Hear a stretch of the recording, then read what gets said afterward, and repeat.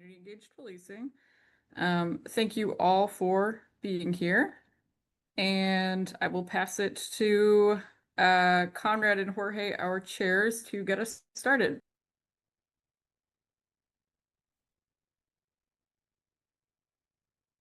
Good evening. Jorge, you want to kick us off? Yeah. Good evening, everyone. Thanks, Story, for the welcoming. Yeah, it is March 11th and 6:05 for our March full committee PCEP meeting. I'm looking at where the slides went, and I'm looking at Liz. I don't know if this slide disappeared on my end. All right, there it is.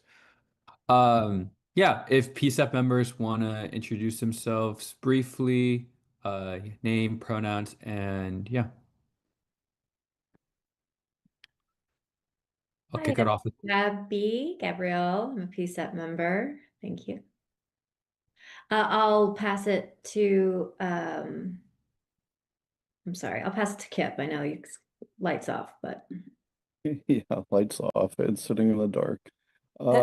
Kip Silverman, he, him pronouns, co-chair of the settlement policy and reform subcommittee. And I heard Tia's voice, so I'll hand it over to my co-chair, Tia.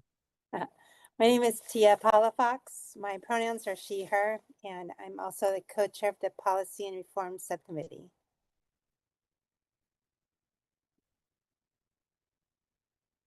I need Cool. to look this way. No, you're good. Okay. I see Caitlin. Hi, I am Caitlin Davidson. I am in PCEP and not on a subcommittee yet, and this is James. He'll be a star for tonight, it looks like. Oh, and I will kick it off to Farai. I saw her earlier. Hi, everyone. Farai Vasquez Potter, she, her pronouns, and I'm a new member, so no subcommittee at the moment. Cool. I'll go ahead and kick it off to Vanessa. Thanks, Farai. Vanessa Perry, she, her pronouns, new PCEP member. I'll pass it to you, Pastor Robin. Good evening, everyone. Pastor Robin Weisner, PCEP member. And I'll pass it to, I don't see, is there someone else I'm missing here? Leslie. Leslie, how are you, Leslie? I guess I'm right on time. Sorry, all I just got here. I'm a little bit late. But yeah, I'm doing well. Thank you. Leslie Martinez, PCEP member. Yep. No worries. And then Fasika, is she present? I'm assuming no. So I'll pass it over to Conrad. Good evening, everyone. I'm Conrad Hewlin, he, him pronouns. Distinguished honor of serving as one of your interim full committee co-chairs. Back over to Jorge. Thank you. And then if we have any, I'll actually pass it to the city folks. So pass it to Dory. Yeah, so city folks, feel free to introduce yourselves and just jump in after me, PPB, etc. I'm Dory Grubinski, PCEP Program Manager. Hi, everyone. Liz Taylor, PCEP Program Coordinator. Hi, Chris Lindsay, Portland Police Captain of Internal Affairs Division. Hello, if you can hear me, I'm Adrian Matika, a Lieutenant in Portland Police Bureau. I'm one of the PCEP liaisons. Christopher Taft, he, him, with Mayor Wilson's office.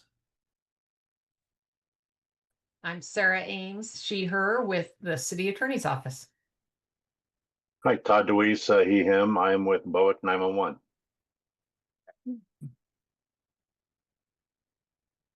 Great.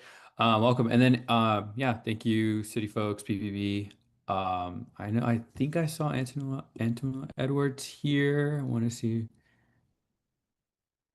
from the independent Greetings, monitors all. here. Antoinette Edwards, Associate Monitor, DOG Settlement. Awesome. Thanks. Thank you. Oh, okay, cool. And I see Che here as well from the monitor team. Awesome. See that. Shay, we can't hear you.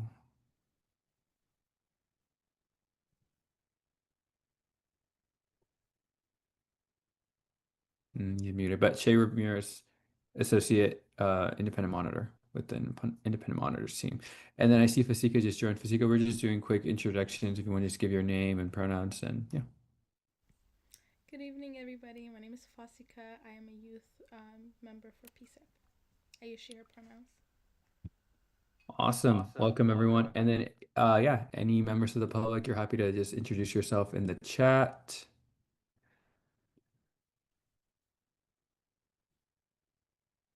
Cool. And then I'm going to hand it over to our facilitator to go over our community agreements. Wonderful. Hello, everyone. My name is Afrida Davis, and I'll be having support and facilitation this evening.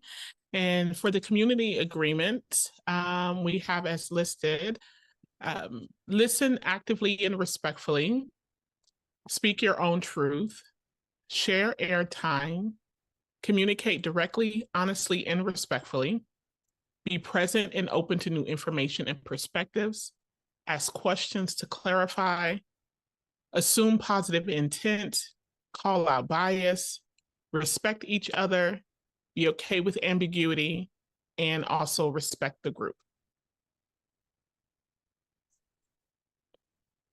Awesome. Thank you, Afrida, for that. And then for today's agenda, we have some three big things. One is the termination of the settlement agreement paragraphs. Then we'll have a conversation about the PCCEP codification. And then lastly, a recommendation on community listening sessions to inform PPA's contract negotiations. And then we'll end lastly with always our general open public comment. Cool. So diving into updates, we have our internal updates. I'll pass it over to Dory. Yeah, just a few quick ones here. So, as people are aware, most people are aware, PCCEP will be bringing on our first ever community engagement coordinator. That person will start in late March. Excited about that. And a couple of things teed up for the coming months. PCCEP will be having a private retreat to work on community engagement strategy, and then the elections for all the committee, as well as the steering committee, where the PCCEP will chart kind of their course for the next 6 months. Those will both take place in April, and that's it. Cool. Any questions from members on the updates? Awesome. Cool. Okay, so our first big item is the termination of the settlement agreement paragraphs. I do believe we have some guest speakers.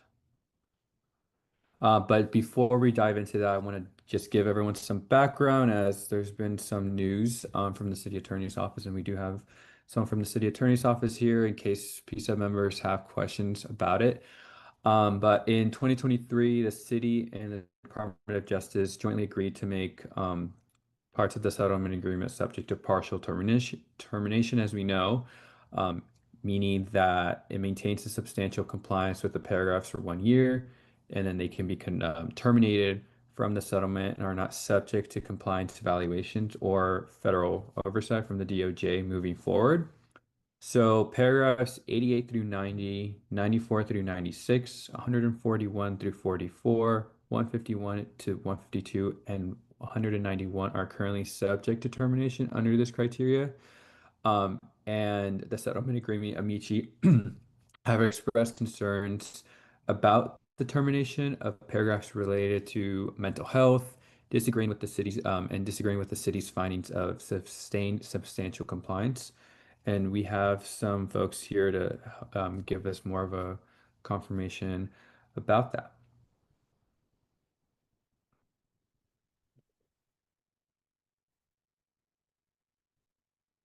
I just Yeah. one point. It wasn't the city determining its own finding that we were in substantial compliance. That is the monitor's continued Correct. assessment. So Yeah, apologies. Thank you for the clarification.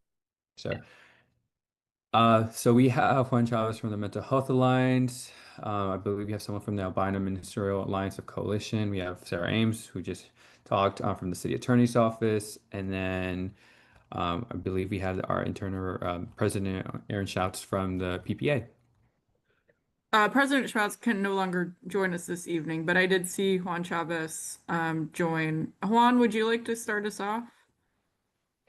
Sure, happy to, folks. My name is Juan Chavez. I use he, him pronouns. I'm a lawyer at the Oregon Justice Resource Center, and I represent the Mental Health Alliance, a amicus in the City of Portland case. And just if there's some new faces I haven't seen before here, so I'll just briefly describe what an amicus is and who we are. An amicus is not a party to a case, but we are, as never studied Latin, but I understand amicus curiae is a friend of the court. So we serve the role of helping the court understand a nuanced issue in a proceeding that neither party would necessarily have the skill and expertise, we think, to explain. And so the Mental Health Alliance formed in 2018, following this case's return from the Court of Appeals after some litigation brought the case to the Court of Appeals. And we, in the mental health community, believed that there was, seemingly not enough input from people with lived experience or providers in that arena about how the settlement agreement impacts their lives and the lives of people who are providing services to people with mental illness or perceived mental illness. Many of our members are self-identify as having a mental health condition or provide services. And we really do try to show up to the court hearing, not to delay things, not to pillory anybody. Truly, we see and have continued to see a pattern of practice of excessive force against our community members. And until that pattern is ameliorated, is cured, we'll keep showing up to the court to identify ways in which the city can improve and finally be rid of this pattern and practice. So with the amendments to the settlement agreement, bringing in the court monitor and creating a process by which the city can move past the settlement agreement, one of the provisions, as you're aware, that was added was a self-monitoring provision and a process to have paragraphs dismissed. And some of the requirements there would be first that these paragraphs go into self-monitoring, and that would require that the city provide a report of some sufficiency to the court monitor to help them feel confident that the city has continued to maintain compliance with the settlement agreement in its paragraphs. And, I'll just note that the Mental Health Alliance and the AMAC have not taken issue with the other paragraphs that the city has moved to dismiss. We do take issue with these particular paragraphs from the Section 5 of the settlement agreement regarding community mental health services. And that really does speak to one of the long-standing problems MHA has identified in this case, which is that, as stated in paragraphs 88 and 89, there is a distinct, identifiable, and considerable relationship between how it is that police officers do their jobs, interfaces with larger community health services. And one of the most considerable gaps that the Department of Justice and seemingly the city identified in forming the settlement agreement was a lack of community mental health services, things that exist in other cities, Beaverton, Hillsborough, other places, like a walk-in drop-off center.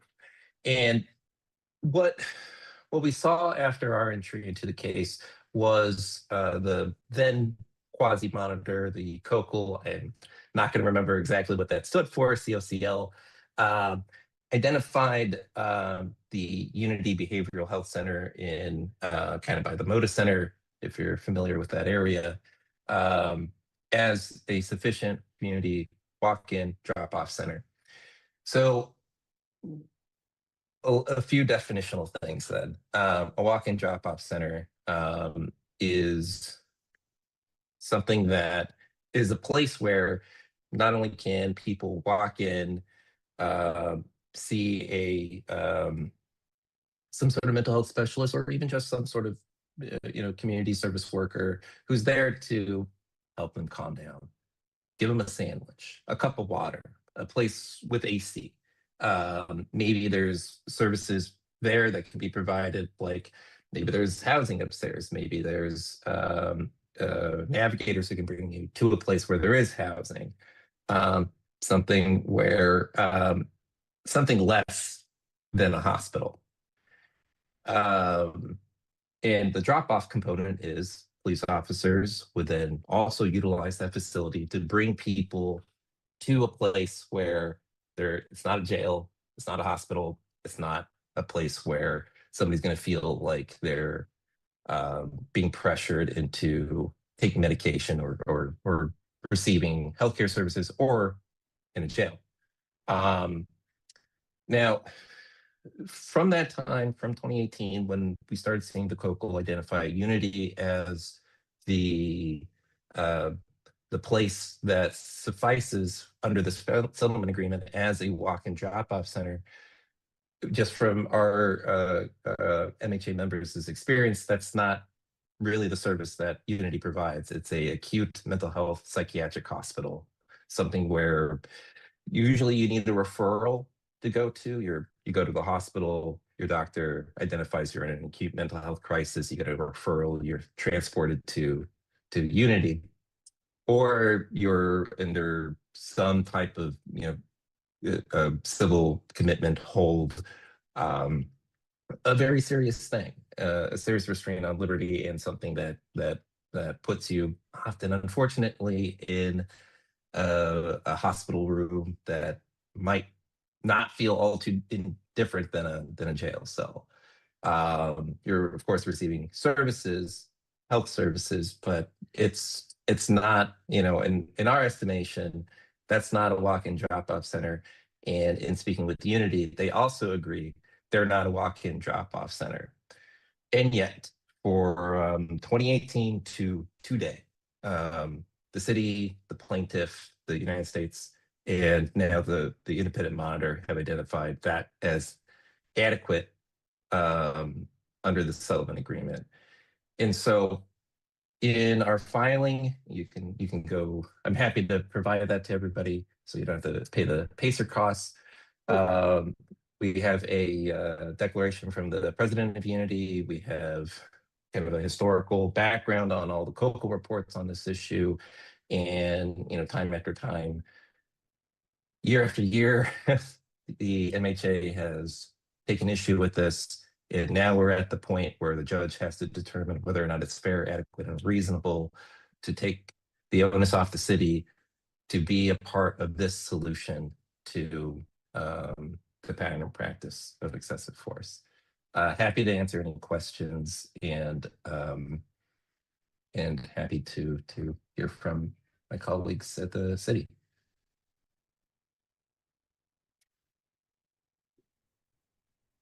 Cool. Thanks. Thanks for that, Mr. Chavez. Any PCCEP members have anything? If you do, can you just raise your hand so I can just call folks so we don't go over each other?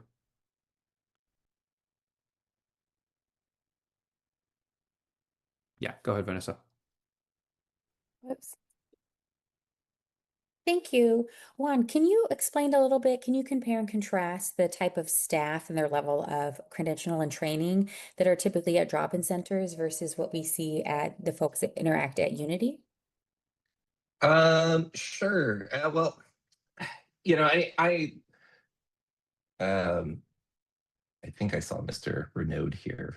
I know you didn't necessarily want to be on the spot today.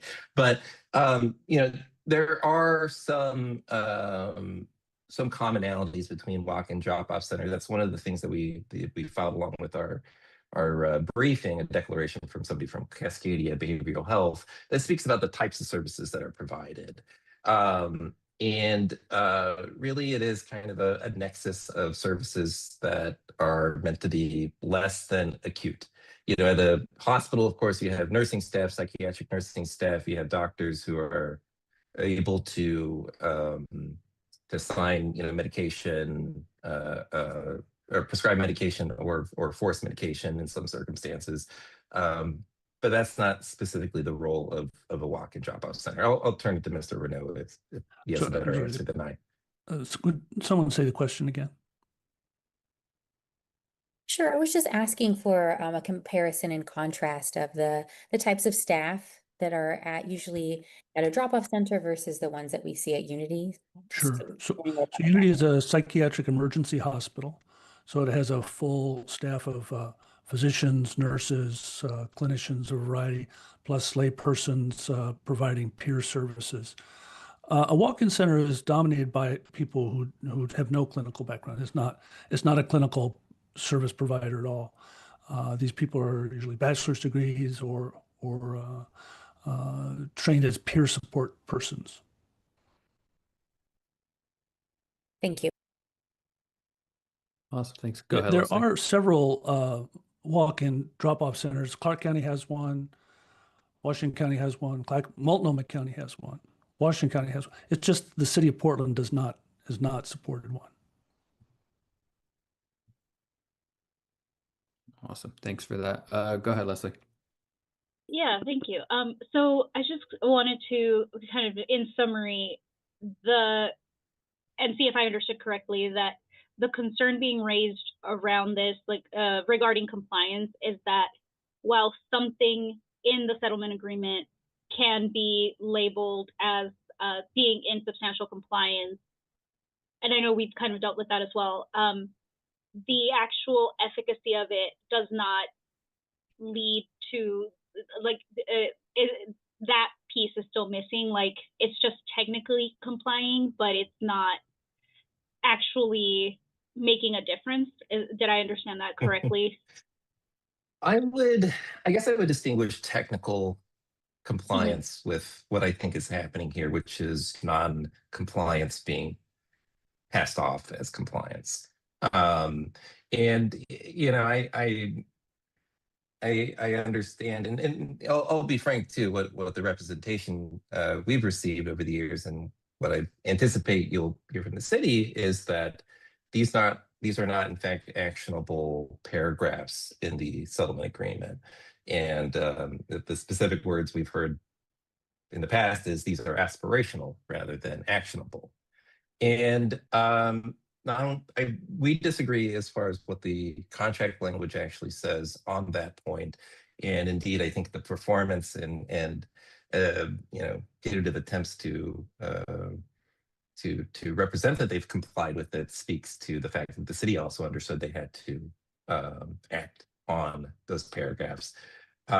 It's just, that, not in due respect to everybody, I think we have ignored these provisions because they are indeed hard to work with, but it's also one of the most crucial components to actually resolving this problem. And it doesn't necessarily have to do with the police, with the Bureau itself, or in many regards, the way in which transport and BOIC, those systems are in place. I don't think we would dispute that those systems exist, but the actual place, the cornerstone piece of those paragraphs, having a walk-in drop-off center, that has not been fulfilled. And I'll just add that Unity itself, in all mental health hospitals in our state, as you might be aware from other reporting, other litigation, we have a crisis at the Oregon State Hospital that has been unabated for about as long as this case has been going as well. And that does, in fact, mean that we're now over capacity in our local hospitals, including Unity, and also, you know, other regional places. And so we do need community mental health support. And there's ways that we believe the city could reach that, but to date, we haven't had much progress on that point. Did that help, Leslie? Yes, thank you for clarifying. Yeah, awesome. Go ahead, Tia. Thank you, Juan. I was just wondering, are you also the attorney for Unity? And is Unity specifically mentioned in the settlement agreement? Unity is not mentioned in the settlement agreement, and I'm not the lawyer for Unity. I'm not paying enough. Thank you. Go ahead. Unity has, and Unity's attorneys have provided a letter to the court stating that it is not a walk-in drop-off center. Okay, good. Go ahead, Gabby. Thank you. Thanks, Juan, for sharing. I'm just curious, and maybe this is something you can or can't answer, but if this paragraph was aspirational, what would it look like for them to be in compliance, on your opinion? Well, so in law school, we would call that an illusory promise. It's basically a promise where there's nothing bargained for and nothing exchanged.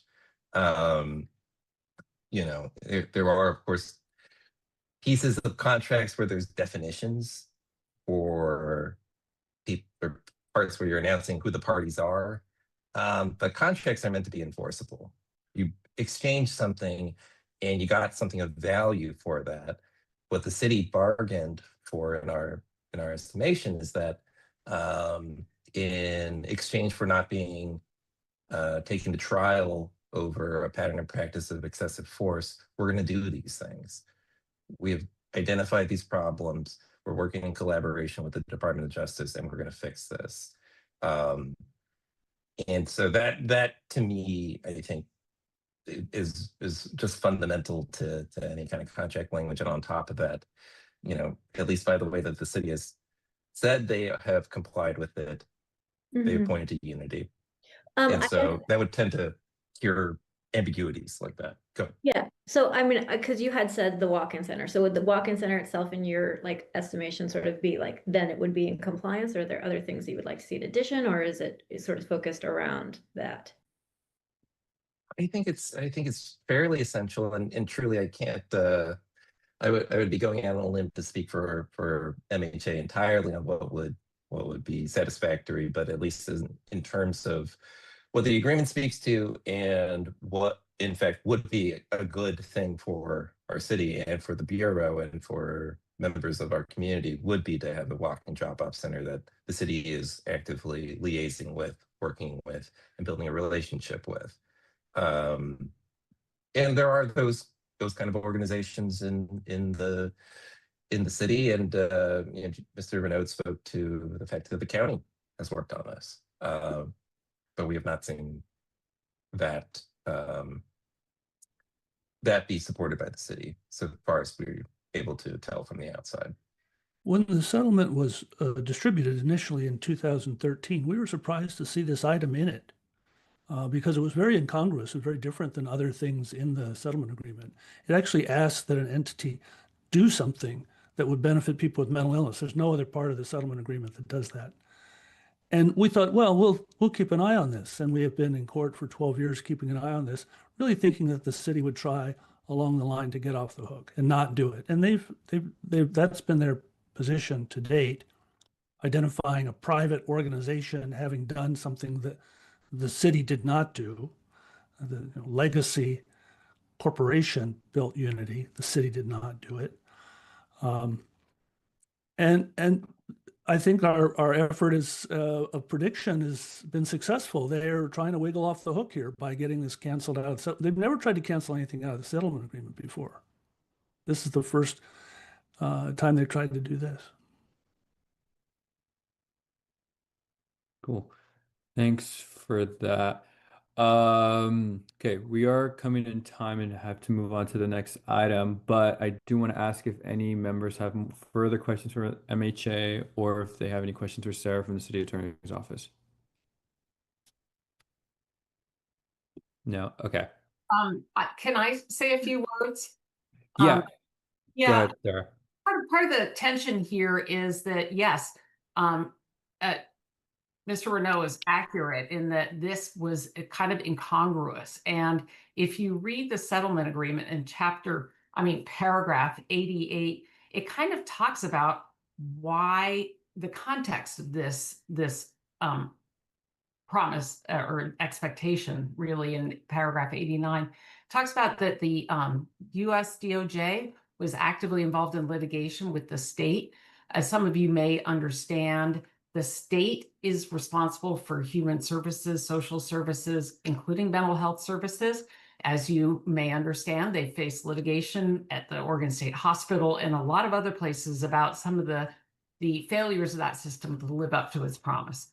And then the state acts through the counties largely in providing human services. It's not a city effort, it's a county-led effort, and they get the funding through Medicaid and other sources. So that's kind of the system that Oregon has set up.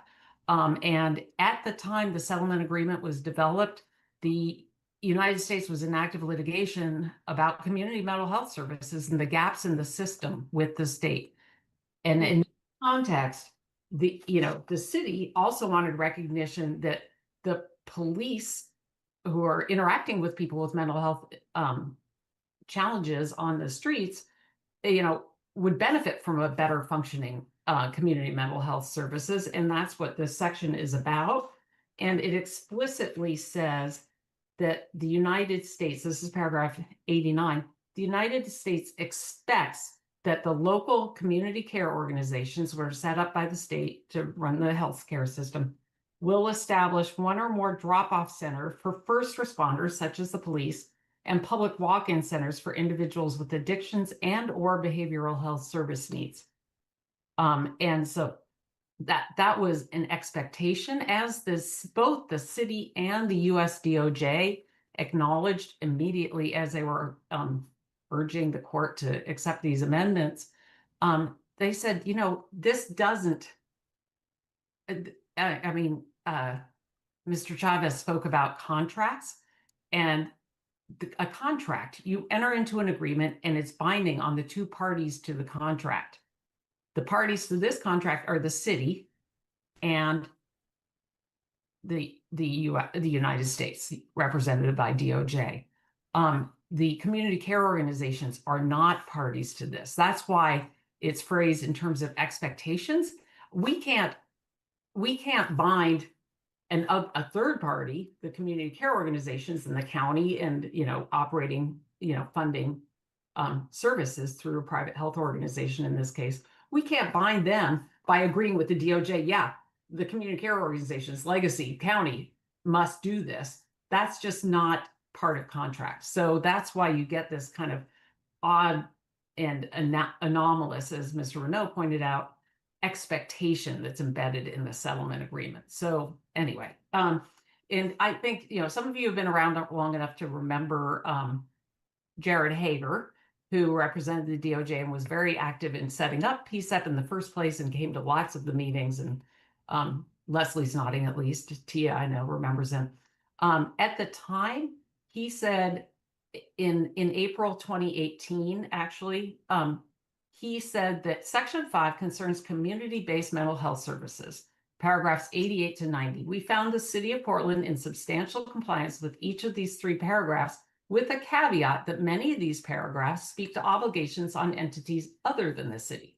However, as we have reported in previous status conferences, the city and PPP have earned credit for initiating discussions as required by these paragraphs with system partners to bridge the gap in community mental health services. They truly have been leaders on this, although we all recognize it's not a problem that they alone can solve. At the local level, the city has been steadfast in supporting the Unity Center for Behavioral Health. PPP uses the Unity as a place to take individuals in mental health crisis, rather than to jail, which is a significant change from when this case began. We understand that the community has concerns with the Unity Center, and they've been well expressed. The Unity Center is not a defendant in this action, and the city does not have control. However, we maintain that it's still a better alternative than taking people suffering from mental health crisis to jail. So there's kind of two parts, really, I think that expresses that they're not a defendant in this case. This has obligations on people other than the city. That's kind of one point.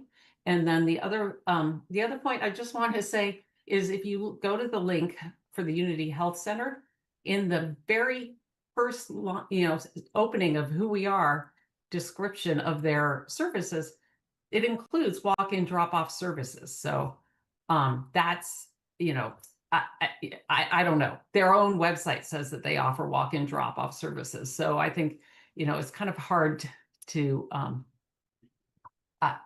don't know. So Yeah. for all those reasons, both the COCL and the DOJ have found the city in substantial compliance with these paragraphs. Yeah. Point Thank you, seven. Sarah. Thanks. Thanks for the perspective. And I'm going to take these last two PCEP questions and then, Kip. Yeah, so real briefly, I did just want to state that there are many paragraphs that have dropped off because of being found in substantial compliance. So this is not the only one that was removed or intended to be removed. But beyond that, there was a conversation a few weeks ago about whether or not this was in substantial compliance or not, and did want to bring up the question, as was just suggested, that is there something from the MHA or other amici that would like PCEP to consider around this possible termination?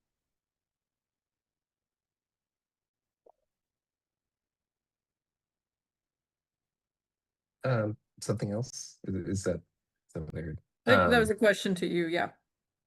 Okay.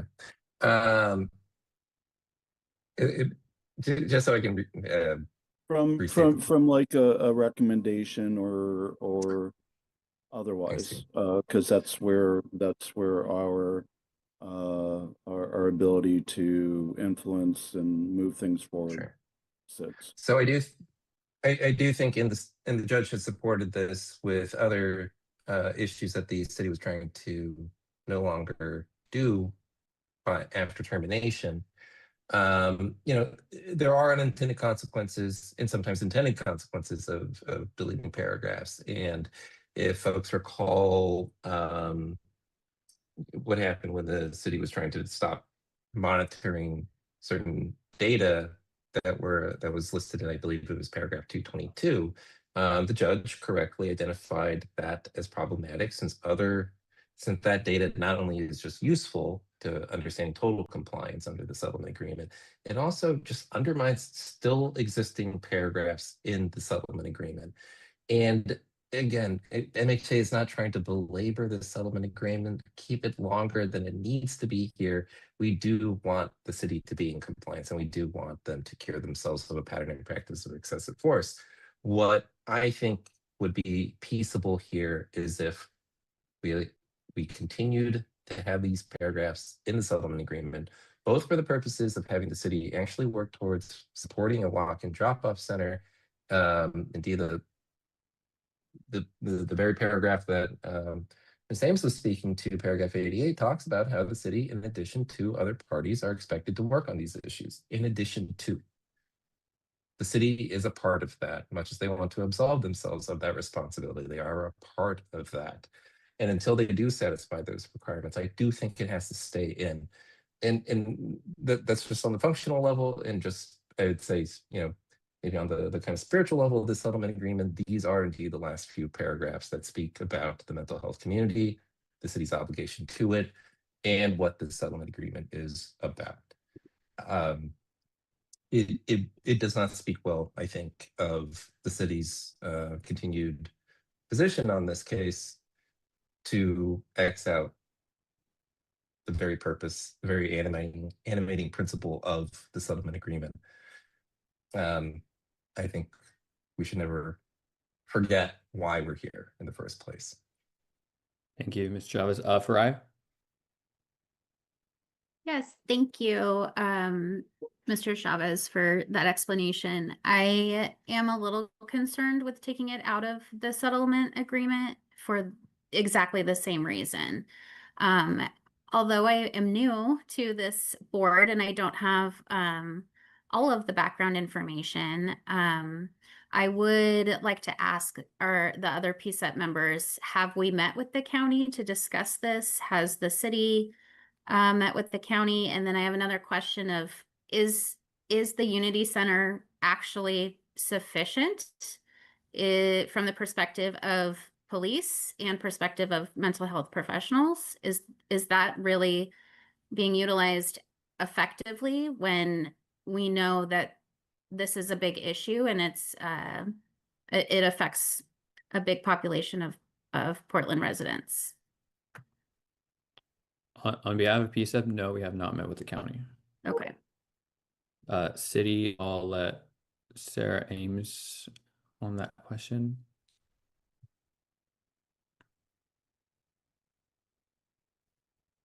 On the question of whether PCEP's talked to the county or on whether Has Unity. the city talked to the county about that? Oh, the city is the city has engaged in regular committee meetings that the community care organizations have had around mental health. And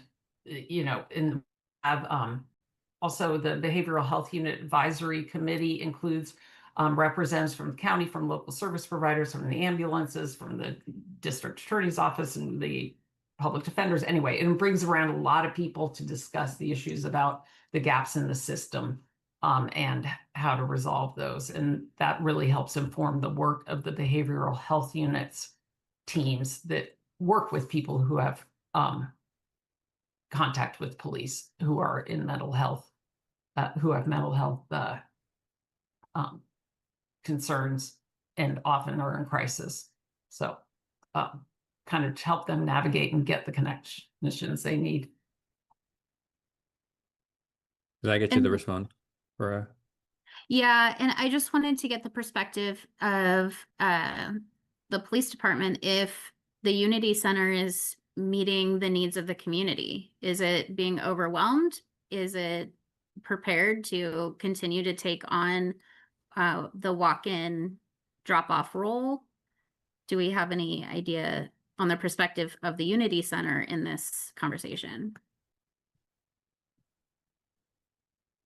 Well, I can't speak for the police department, but I can say that the community of people who have mental illness are pretty satisfied with the services at Unity Center, but it's a psychiatric hospital. It's not a walk-in drop-off center.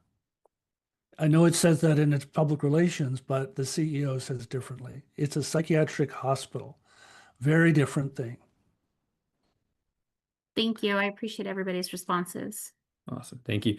Pastor Reiser, I do have to move to the next item. I do have a point of reference, if you don't mind. Yeah. Okay. If you can make it brief, go ahead. I'm to Miss Sarah Ames, what you read that Jared put in a statement in the settlement, was that where he made that statement to the courts? But there was two different reporting agencies. The DOJ reported one, and then also Mr. Rosenbaum had a report. So were both those in line with what Jared said, as well as what the monitor was saying at that point that you referenced to, where that was doing a great job? That was a statement by Jared Hager at the time. And as you know, you might be aware, at the time, the COCL prepared quarterly reports on compliance. They, as the amici well documented in their filing, they consistently found the city in substantial compliance with this section of the settlement agreement. And then the monitor was DOJ, and they did periodic big picture compliance reviews, and they also consistently found the city in compliance with these sections since 2017, I think. So their third report And they specifically named unity as the basis for finding it in compliance. So there was agreement. Thank you. Awesome. Thank you, yeah, Mr. Travis and Mr. Renown for being here, for presenting these, and to you too, Sarah. Awesome. If I can get the slides Yeah. back up. Cool. And Thank just briefly, while we're waiting for those, I think, yeah, Faraya and Kip have both raised some great ideas in terms of next steps. So we will keep everyone in the loop as far as what action the committee decides to take, if any. Thank you again. We'll discuss that towards the end. Thanks, Tori. So next item, we have our PCEP codification updates. So Mayor Wilson's, so Mayor Wheeler before and at the 2018 status conference when PCEP was established, gave a statement, and I'll read it out loud. We agreed that we need a mechanism for community oversight and engagement that endures well after compliance with the settlement agreement is achieved. The CLCL and the DOJ at some point will no longer be involved in monitoring the city's performance. This PCEP can continue to be a voice for the community and a mechanism for community oversight, not only in the present, but also well into the future. Next slide, please. So just so everyone's aware about what codification is, when something is codified, the city council passes an ordinance that places it into city code, and codifying PCEP will make it a permanent program, a permanent, body, advisory body, that is formally recognized in Portland's governance framework. And many community members, different iterations of PCEP, and city officials have advocated for codification of PCEP since its creation. And yesterday, Mayor Olson and Councilor Canal filed an emergency ordinance to codify PCEP into city code. And this will be read and voted upon at council in the coming weeks. We'll have a specific date and time soon.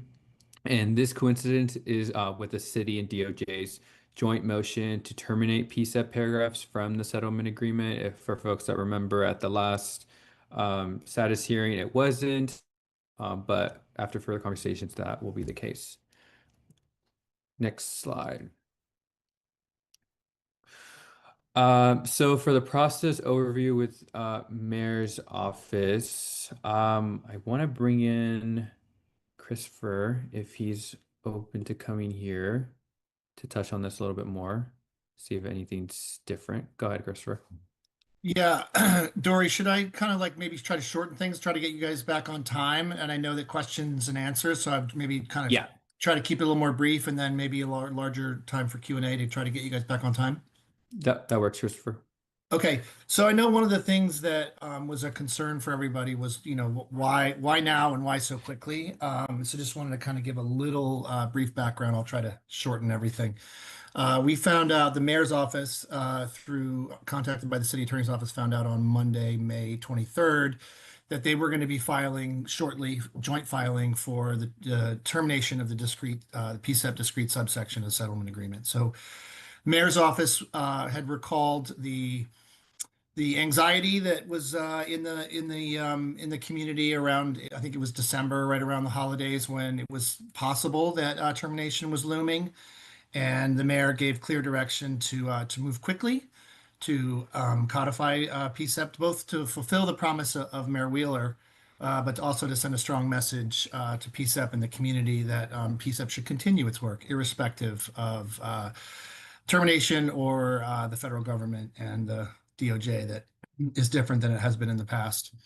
So we used that as back in 2024, PCEP filed an official recommendation.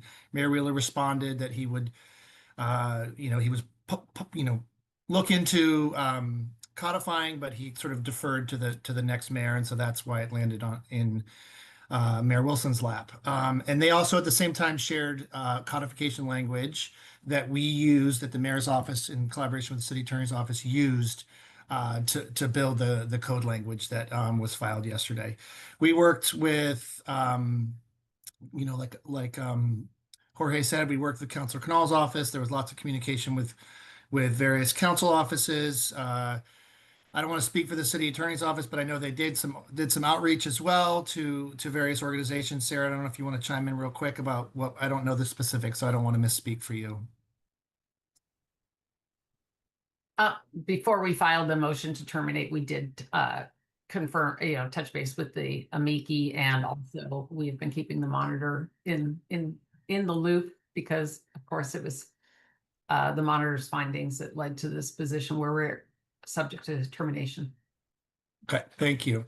So I met with Dory, and the co-chairs had some conversations. Dory was really gracious and set up a meeting a couple days later with not everybody from PCCEP, but a representation of the members of PCCEP, where they shared feedback on the language that we took into consideration, and then did some further work with Councilor Canal's office that landed where the language that I think Dory put in the chat, where you can look at.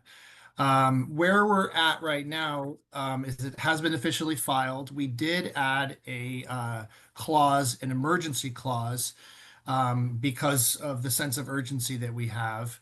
And that comes with a higher threshold for approval. So it needs a 9/12 vote versus just 7/12 to be approved.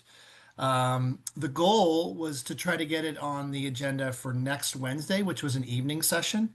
And in talking with co-chairs, we thought the evening session was beneficial to community and PCCEP members because people work and people are busy, and it's a little bit more challenging, a little easier to show up to an evening session to speak about it. We've just found out today 4 counselors are going to be absent on the 18th, which makes it impossible to vote and to achieve 9/12. So and then the following week, council's on recess. The next council is the 1st. So long story short, we're negotiating with Council President and Councilor Canal's office to try to get this as soon as possible. The next evening session where where PCCEP members and community would be able to show up would be the 15th of April, and that would be from 6 to 9 p.m. So that's kind of what we're kind of fingers crossed where it will land. The other reason for the urgency is that going into budget, and I don't know if any of you watch council, they very often don't get through their entire agendas. And today was another example of that. And they can often sort of reprioritize. And going into budget, things around budget tend to take priority over other things. And so we're a little worried and wanting to move quickly on this for that reason, that we don't want this kicked down the road, like into May and into June, and then there's this sort of in limbo or purgatory, if you will. So I shortened everything I was going to say. Sorry for talking so quickly, and I know people probably have questions, so I will stop talking. Awesome. Thanks for the rush explanation. I appreciate it. I want to double check with PCCEP members, but I know we've been having conversations around this, so I don't know if you all still have questions. If not, I could just move it straight to public comment. And if you do have questions, raise your hand. Go ahead, Kip. Just real briefly, I really appreciate the championing from the mayor's office on this, and the intense discussions we had around different parts of it. So I'm pretty much happy with the way the the ordinance looks like, or the code looks like. The only one part that I still would love to see change is the review by the mayor's office rather than the approval of the mayor's office, but that's not a deal breaker for me. So Thanks, Kip. Leslie? Yeah, I agree with Kip. Thank you so much for moving this forward. I do want to ask, because it seems like we're essentially going to be now moving this a month out. Is there any concerns about that, timing wise and everything? I don't know, a month seems like a long time. I know that that's probably the soonest that it seems like we can get it, but I'm just worried about that time frame. Yeah, I share that anxiety, Leslie, as well. The one thing that if we do emergency this onto an agenda and it gets 9/12 votes, like, hey, it gets added to the agenda, they have to vote on it that day. They can't kick the can down the road, so to speak. So they have to vote it. So we're pushing, but we need to be respectful of council, and that's what's really great about having co-sponsorship with Councilor Cronall's office. He's been a champion, and working with Lisa, his chief of staff, she's helping us navigate all of this. And I share your anxiety. I would say if you feel so inclined, reach out to Councilor Cronall's office, reach out to Council President's office, and share your concerns and your urgency. And I don't want to put words in your mouth, but feel free to reach out to council and express your opinions. Cool. Thank you. Thanks, Leslie. Anyone else, PCEP members? Cool. Yeah, I'll express mine. I've had conversations with Christopher about Christopher and some members of council and just staff about the general, codification code. And I'm still developing my thoughts around the code codification. There's just some language on there that I'm still trying to think around and move my head around to see if I'm, figuring out my stance on it. But as of so far, I just want to let everyone, be transparent on it is, I am very neutral on it right now. I'm neither for or against it. But I just wanted to let everyone know about my stance on the current language. I'm gonna call on Afrida to join us for public comment. Afrida, I'll pass it over to you. Yeah. All right. Go ahead, Babs. Thank you so much. Babs Vanelli, 78-year-old lifelong Portlander, currently in District 2. My 3 District 2 counselors are actually having a forum this Saturday at a location that's pretty close to where I live. And I know all 3 of them.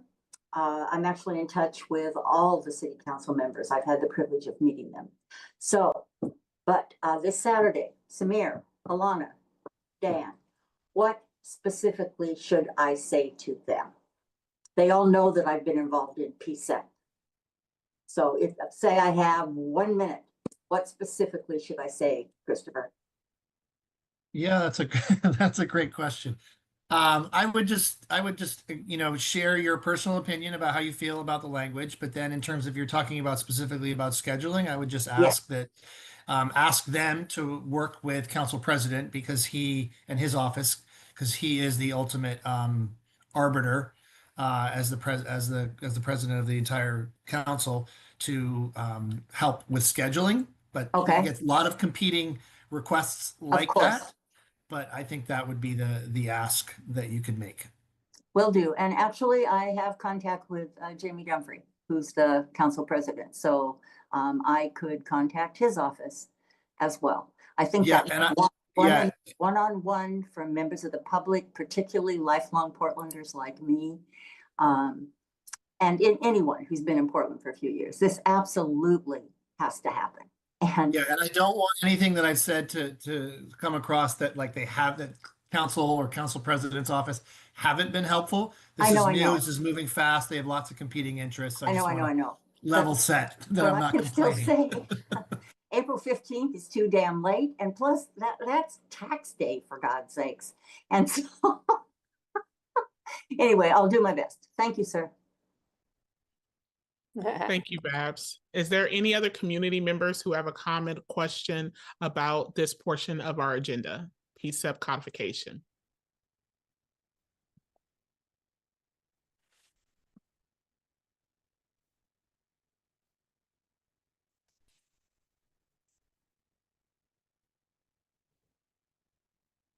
All right, it's feeling as if there aren't any more public comments around this.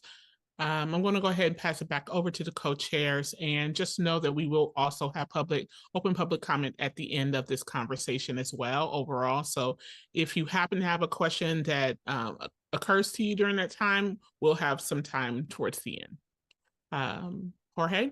Yeah, Thanks, Safrida, for that. Yeah, and to Christopher's point, we'll keep everyone updated about what happens in the coming weeks as, it's in it's going through its process. Things can change and things will likely change in the coming weeks. Yeah, go ahead, Conrad.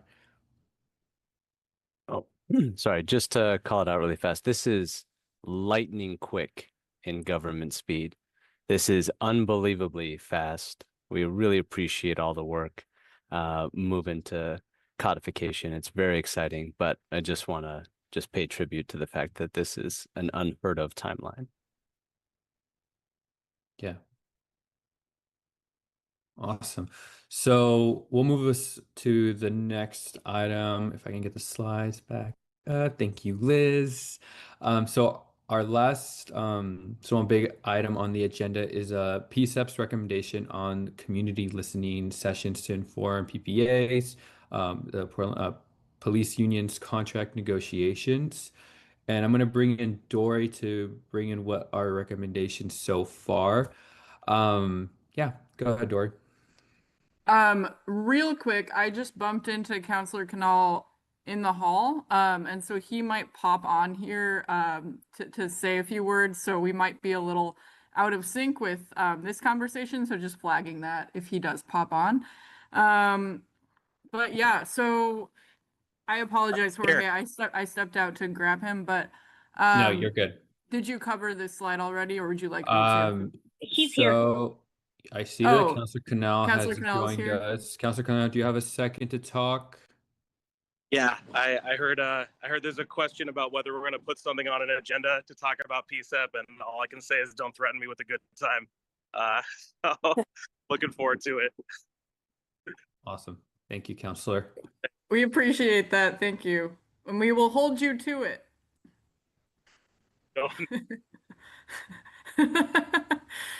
Awesome. Great. Any other questions for the counselor before he leaves us? I know he's en route to his second community event. No, I think we moved on. So we're now on All the PPA contract negotiations. Cool. So I can cover this. So as many of you are aware, at the beginning of 2026, PCEP heard a lot of community requests to replicate the process that Mayor Wheeler's office and Commissioner Hardesty's office had in 2019 around the PPA police union bargaining process. And what they did back then was they had a couple of listening sessions to capture community input and make sure that the city could reflect community priorities in the bargaining process. So based on PCEP's advocacy around that, there actually has been some movement, which I just heard about yesterday. So we do have a confirmed date and time. The Bureau of Human Resources is working on this. And so before that development happened, PCEP was already working on a recommendation to ensure that the event is up to the is reflective of what the community would like to see and the initial requests that led to this recommendation. I am working with BHR to make sure PCEP is a part of this process, but we have not gotten confirmation about that yet. So that's a little bit of framing and background about where we currently are and some underlying dynamics when we're thinking about this PCEP recommendation. And I can answer any questions about that before we get started if it's helpful. Any questions from PCEP members? Dory, can I from the ask a quick public. question? Yeah. Are you getting everything that you need from the city with moving forward? Sounds like yes. I just want to confirm. Yes, I really appreciate your support, Christopher, and I know you are very supportive of PCEP being involved. I have reached out to BHR, and since this just happened, I haven't received a clear response yet about their vision for PCEP's role in this process. But people are being cooperative. I think we're just trying to put it all together. Okay.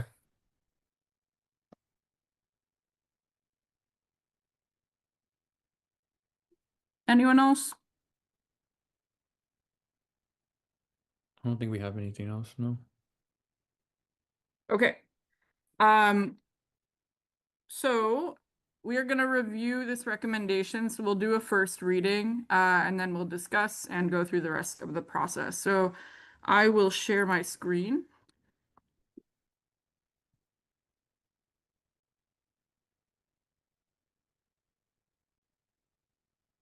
Just a second here.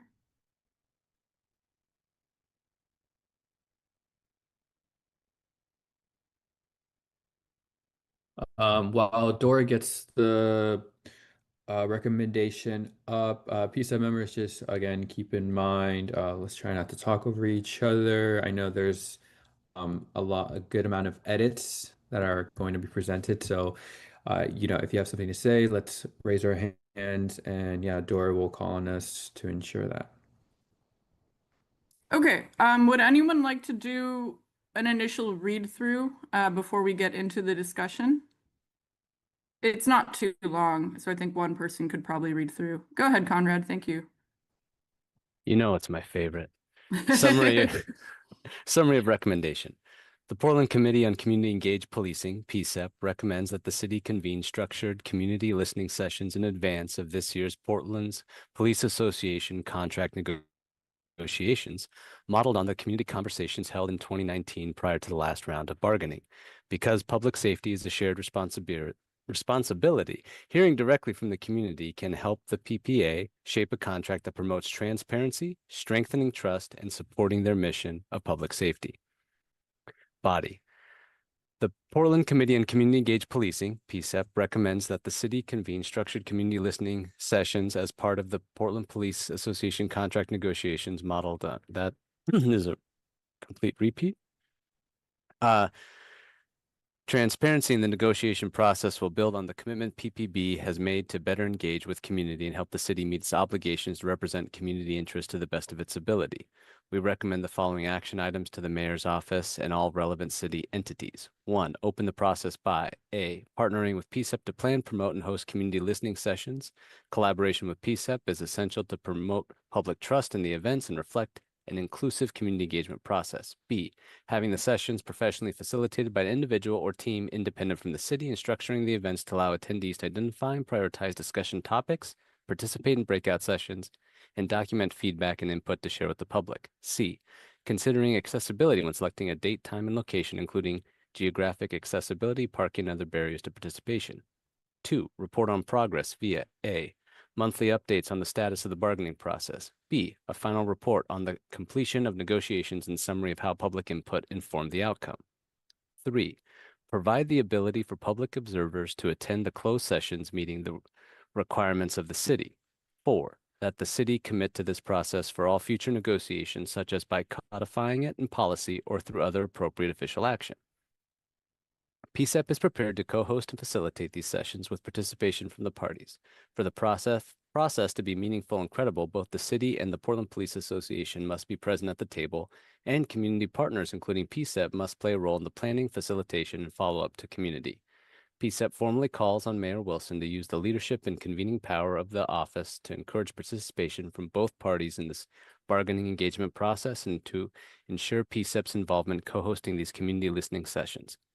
PCEP's participation will help ensure that the process is transparent, credible, and one that community members can have confidence in. Doing so will reaffirm the city's commitment to transparency and accountability. Incorporating community perspectives can help ensure the next contract supports both officer needs and public expectations, ultimately improving safety outcomes for everyone. Participation from both city and PPA will make the process more credible, collaborative, and effective. Oops. Sorry, track changes are on. I think that sentence got repeated at the end. Okay, thank you, Conrad. Now I'm gonna show edits. There's a lot of red. Let me know what view you would prefer. But yeah, I'll just open it up to our PCEP members to discuss the recommendation and any changes you would like to consider. Go ahead, Caitlin. I promise I did read through this beforehand, but sometimes hearing it makes all the difference. Totally. The monthly update report, monthly update to who? To us, to the community, to the city? Who's the update addressed to and accessible for? I think is a question that I'd like maybe answered in the language. Great question. Any PCEP members have thoughts on that? So I think I have a thought. I think there could be, I don't know if, well, this isn't clear, but it could be something that is publicly posted in a place that is accessible. You know, similar to how we have like announcements and things like that. But I think it's just a matter of like via a mechanism that is publicly accessible. And I could be getting like nitty gritty, but like literally just adding that in there, right? To a place that's, I think that would be Publicly accessible updates. Sounds good. Or Yeah, I think the mechanism of reporting between having a place for the reports to exist makes sense. And since we meet at least twice a month, in some cases we've met 3 times a month in the past, we could also be a mechanism for sharing that information if we're involved, of course. So what about monthly updates via publicly accessible something and like attendance at a public PCEP community meeting to report on progress or something? Would you like to write both of them, or does publicly accessible cover it? I think instantiating them both so that people know what to expect. Caitlin, I saw you came off mute. Yeah, I was just gonna say for my the publicly accessible monthly updates on the status is good, but I also kind of like asking for that extra step of them coming, because one, if they then decline, it makes them more likely to be willing to do this one because it's a lot easier.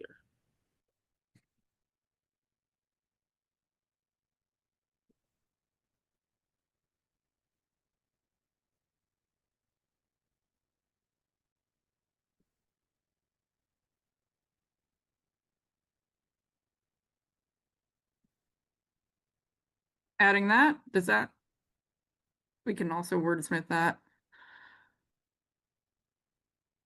Does that work for you, Kip?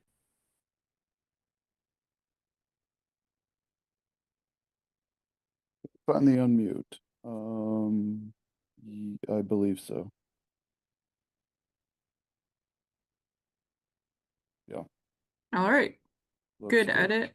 I have a question. Go ahead, Pastor. Go ahead. I wasn't able to access what was sent over in documents, so I never got a chance to see it or discuss it. And understanding that this bargaining commitment or work is being done, and referencing back to the 2019 open process, and what type of reporting are we looking at? What are we asking for a report to look like? What in progress? Because I remember what the 2019 was about, and it was stuck between wages. So how do we, what are we trying to achieve in a reporting of a progress of the process?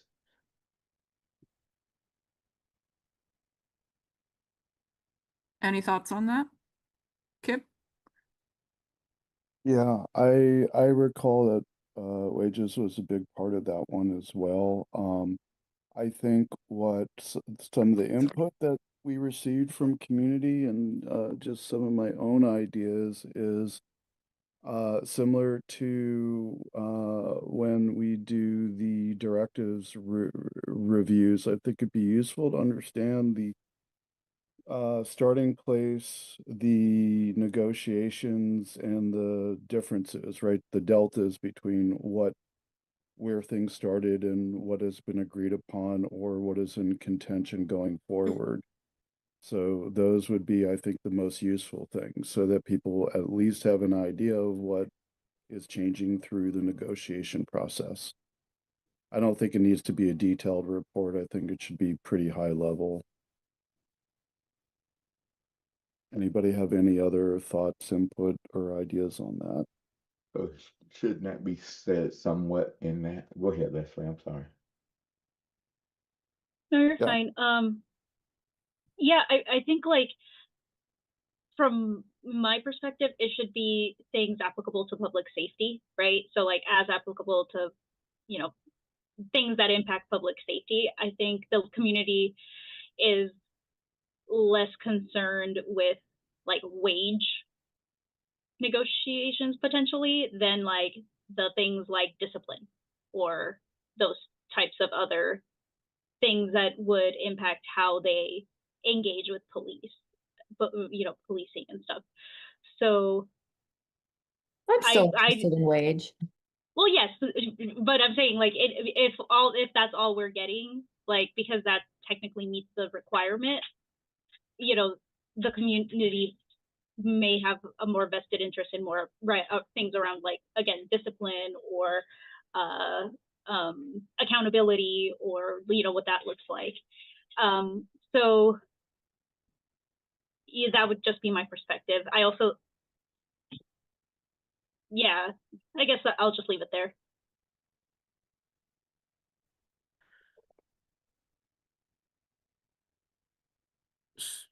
Okay, so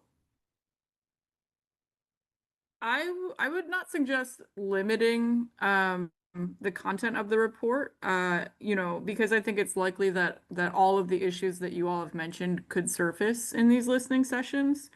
But I think the clear intent of this right, is to ensure that the report, as Kip said, identifies what changed or how the you know how the community input impacted the outcome of those negotiations. So how did the city take that input and make sure to reflect it when engaging in that bargaining process?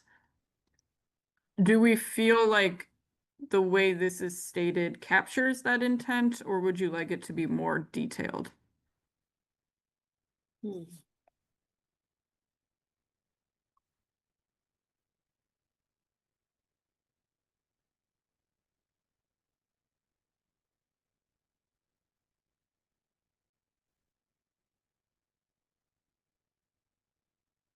Kip?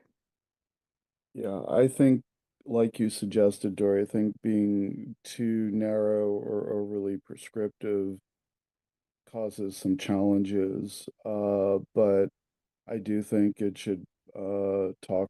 Yeah, I think focus on public safety is really important. But again, I think if we described what is changing and making sure that there's some transparency around the discussion process and what changes and how suffices, and that I don't think that's overly prescriptive.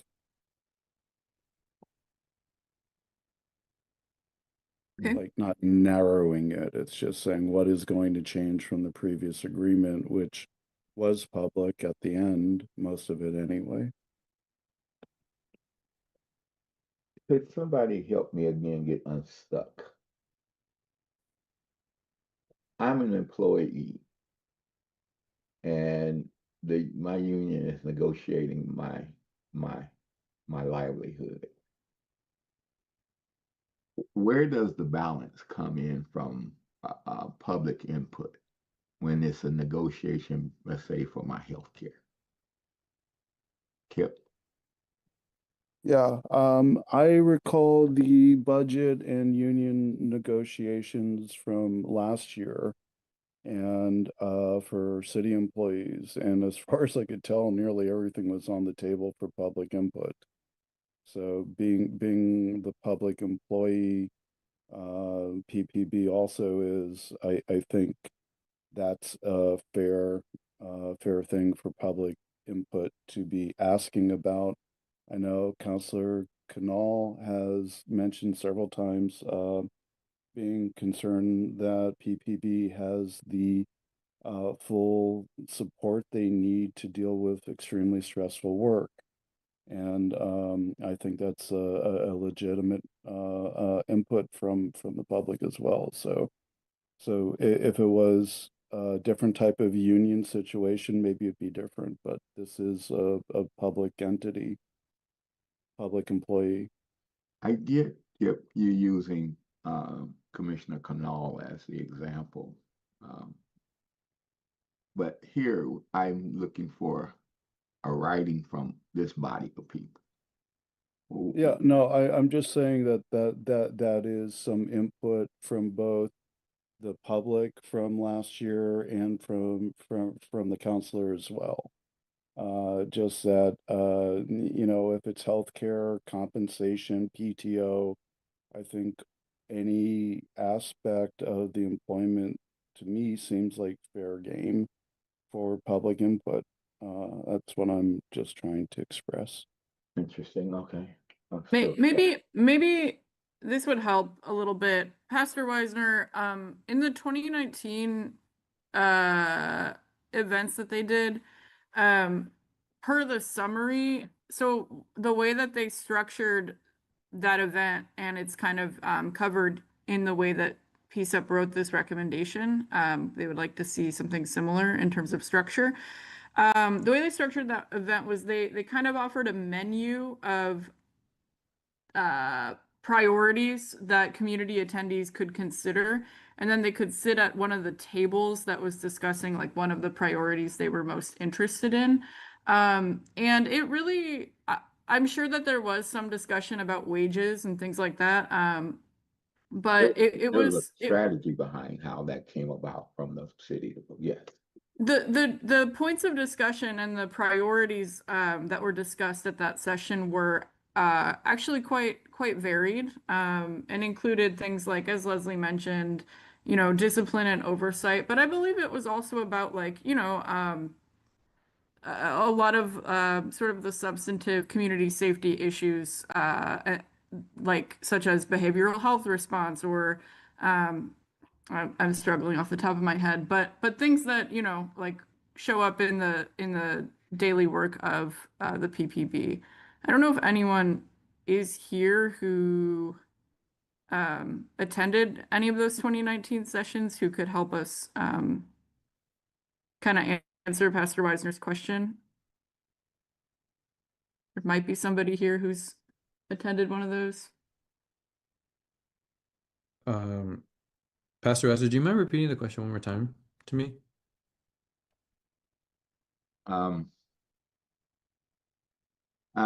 I'm kind of getting a little weary here.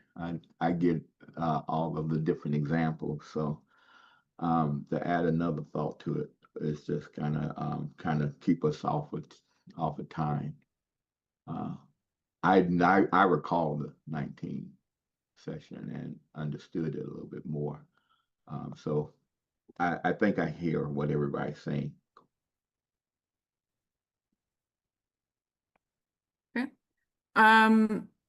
There's Luke up. I was here recently speaking about disability rights of Oregon, PAMI Council stuff, and I want to be present pretty frequently. I was assigned to the community oversight and advisory board functions and the negotiations back in those days, 2018, 2019. But I was just doing something and I just came back, so I think I missed the question.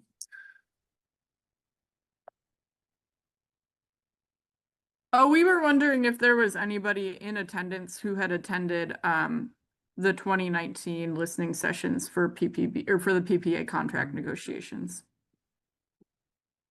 Yeah, that was that body at that point. It was called COAB.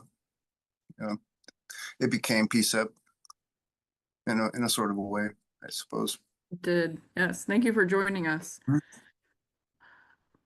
All right, PCCEP members. So any other questions or points of discussion about the recommendation at hand?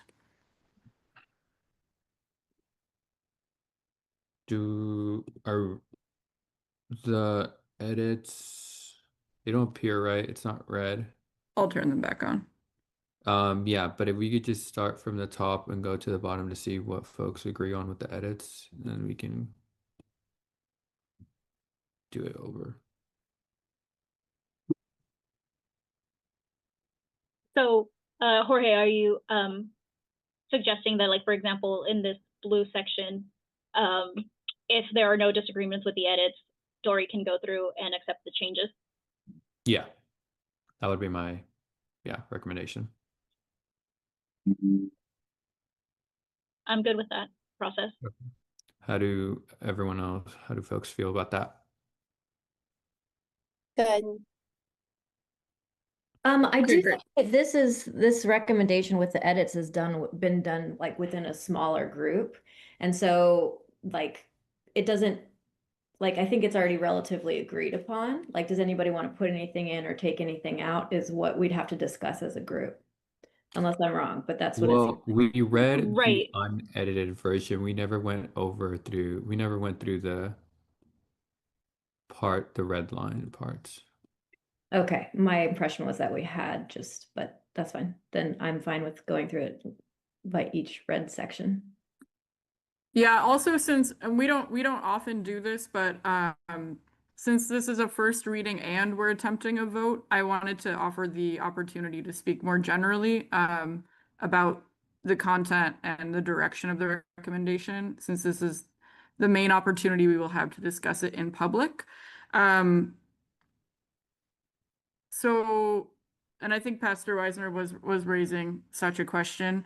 But if we are good with that, then we can continue at the level of the line edits. I am good with it. I just yes, I'm good. Okay.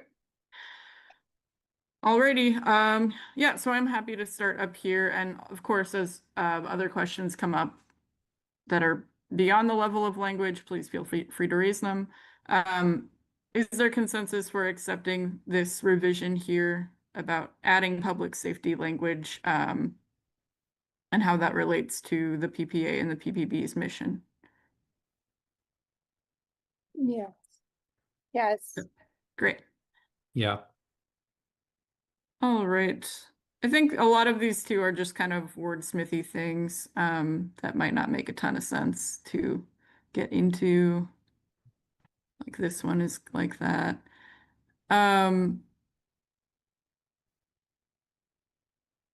This, I believe, is just a redundancy, but let me know what you think about striking this. I guess, does anybody disagree with? Which is that one sentence. Yeah, with like this And how Build on previous foundations is the part that we would strike out. Mm-hmm. for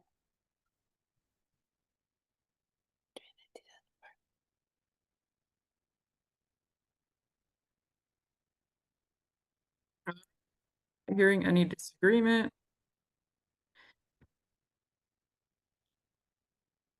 I think that the action items, yeah, that one's fine. I think it's Okay. This gets pretty messy down here. This is just a lot of rewriting.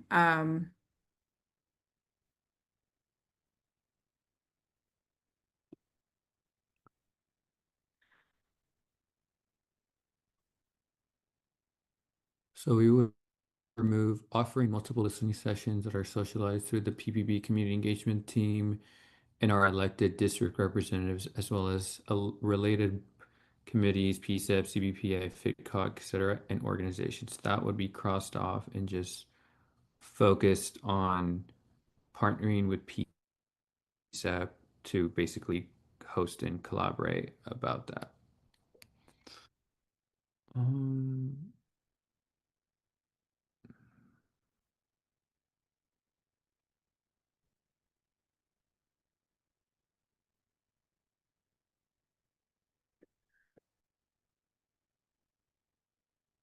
I think my only thought out there is just like including like not just PCEP. Like I think I like the idea of it being related committees other than PCEP. That's just a thought out there. I made this suggestion because no one, including the mayor or PCEP or BHR, would have any sort of authority to compel these other entities to do that work. So I'm not sure if it makes sense in the context of a formal recommendation. However, I think that that could very well still happen, and I can support making that happen. I just wasn't sure about that for the language of a recommendation. Yeah, we can invite them when we have these. Yeah. Yeah. Okay.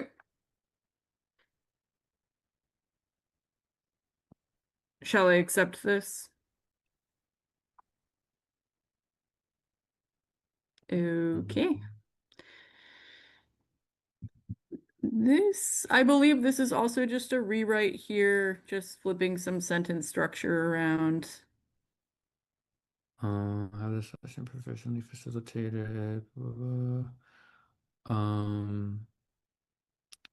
And is this like having like how we facilitate our meetings, like how our meeting is being facilitated right now? Or is this like some other like Portland facilitation company that we Or would?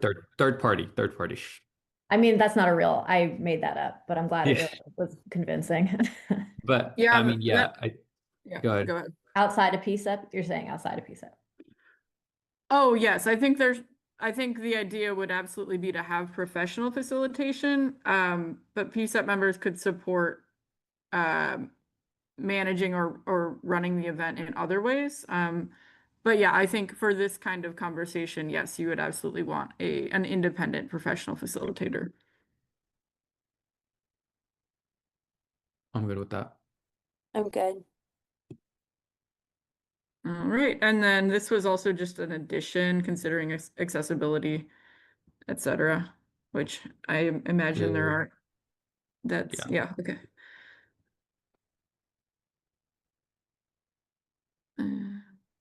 All right. We kind of already talked about these ones. Reports on progress, publicly accessible monthly updates on the status of the bargaining process. So we would remove progress being made such issues that the public should weigh in on.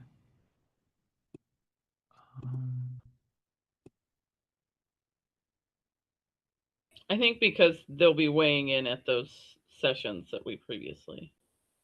Yeah. I'm okay with, okay with the edited.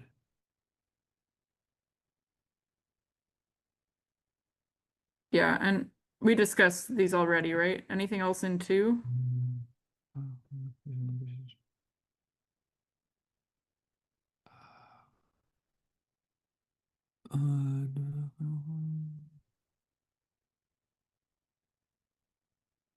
And this is saying like a representative from PPA comes to a PSEP meeting and updates the group on their bargaining? No? It doesn't indicate that, so it could be anything. Okay, just that there will be an update. It's just there will be a final report. There's nothing that says it'll be shared to us or someone comes speaks to us. No, yeah, C- the C yes. says that. We added C. But to Gabby's point, I think, they could potentially decide how to share that, whether that be somebody coming and speaking to it and answering questions, or whether that be like a submitted, report that PCEP shares. Yeah. It just doesn't say like on there, like if to Gabby's point, like, does that mean this? So it's just like a clarification. But yeah, I'm good with the second B. Should be. Yeah, that's good. Um, Okay. On to 3, and these are some of the pieces, like we just haven't had a chance to deliberate these in public at all yet, language or otherwise. So provide the ability for public observers to attend the closed sessions, meeting the requirements of the city. I have questions on the third one, and I'm likely gonna have to call Sarah probably because she's probably gonna be the one that knows if Sarah, you're still available.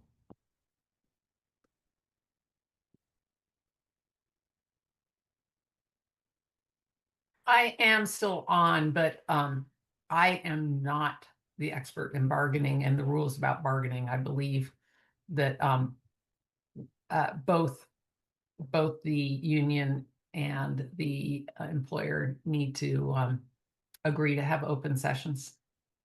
But Sarah, do you recall if they did this in 2019? I believe that the report said that they did. I believe that they did. I think that's my understanding as well. Okay. Yeah, well, so I mean, let's see if it's okay if you totally don't, and maybe someone from PPB might. Is for the closed sessions, to attend, for public observers to attend the closed sessions, I'm assuming both, yes, like you said, both have to agree to it. But I remember there was something said about location wise, like who would be hosting it. If it was the city, it would be open, but if it was PPA hosting it, then it would be closed, correct? No. You have gone officially way outside my area. No. No. It's a no. No, okay. All right. Do we support this point and this edit? And sorry, Jorge, I was trying to get my AirPods to work there. That's out of my realm as well. It's just my understanding that for this to be open, I think both parties have to agree to it, and I think that's just the big barrier you're going to run into going forward with this. So exactly. Sure. Thank you, So then Catherine. would this, sorry, so to that point, would this recommendation then need to go to the mayor and, well, I guess we don't have the ability because it's either the mayor, yeah, for this to go to like mayor or the chief, but then that doesn't impact PPA at all. But I guess maybe the amendment that we can make to 3 is instead of like provide the ability, it's like, you know, like this is a bad word, like not the right word, but like champion or, you know,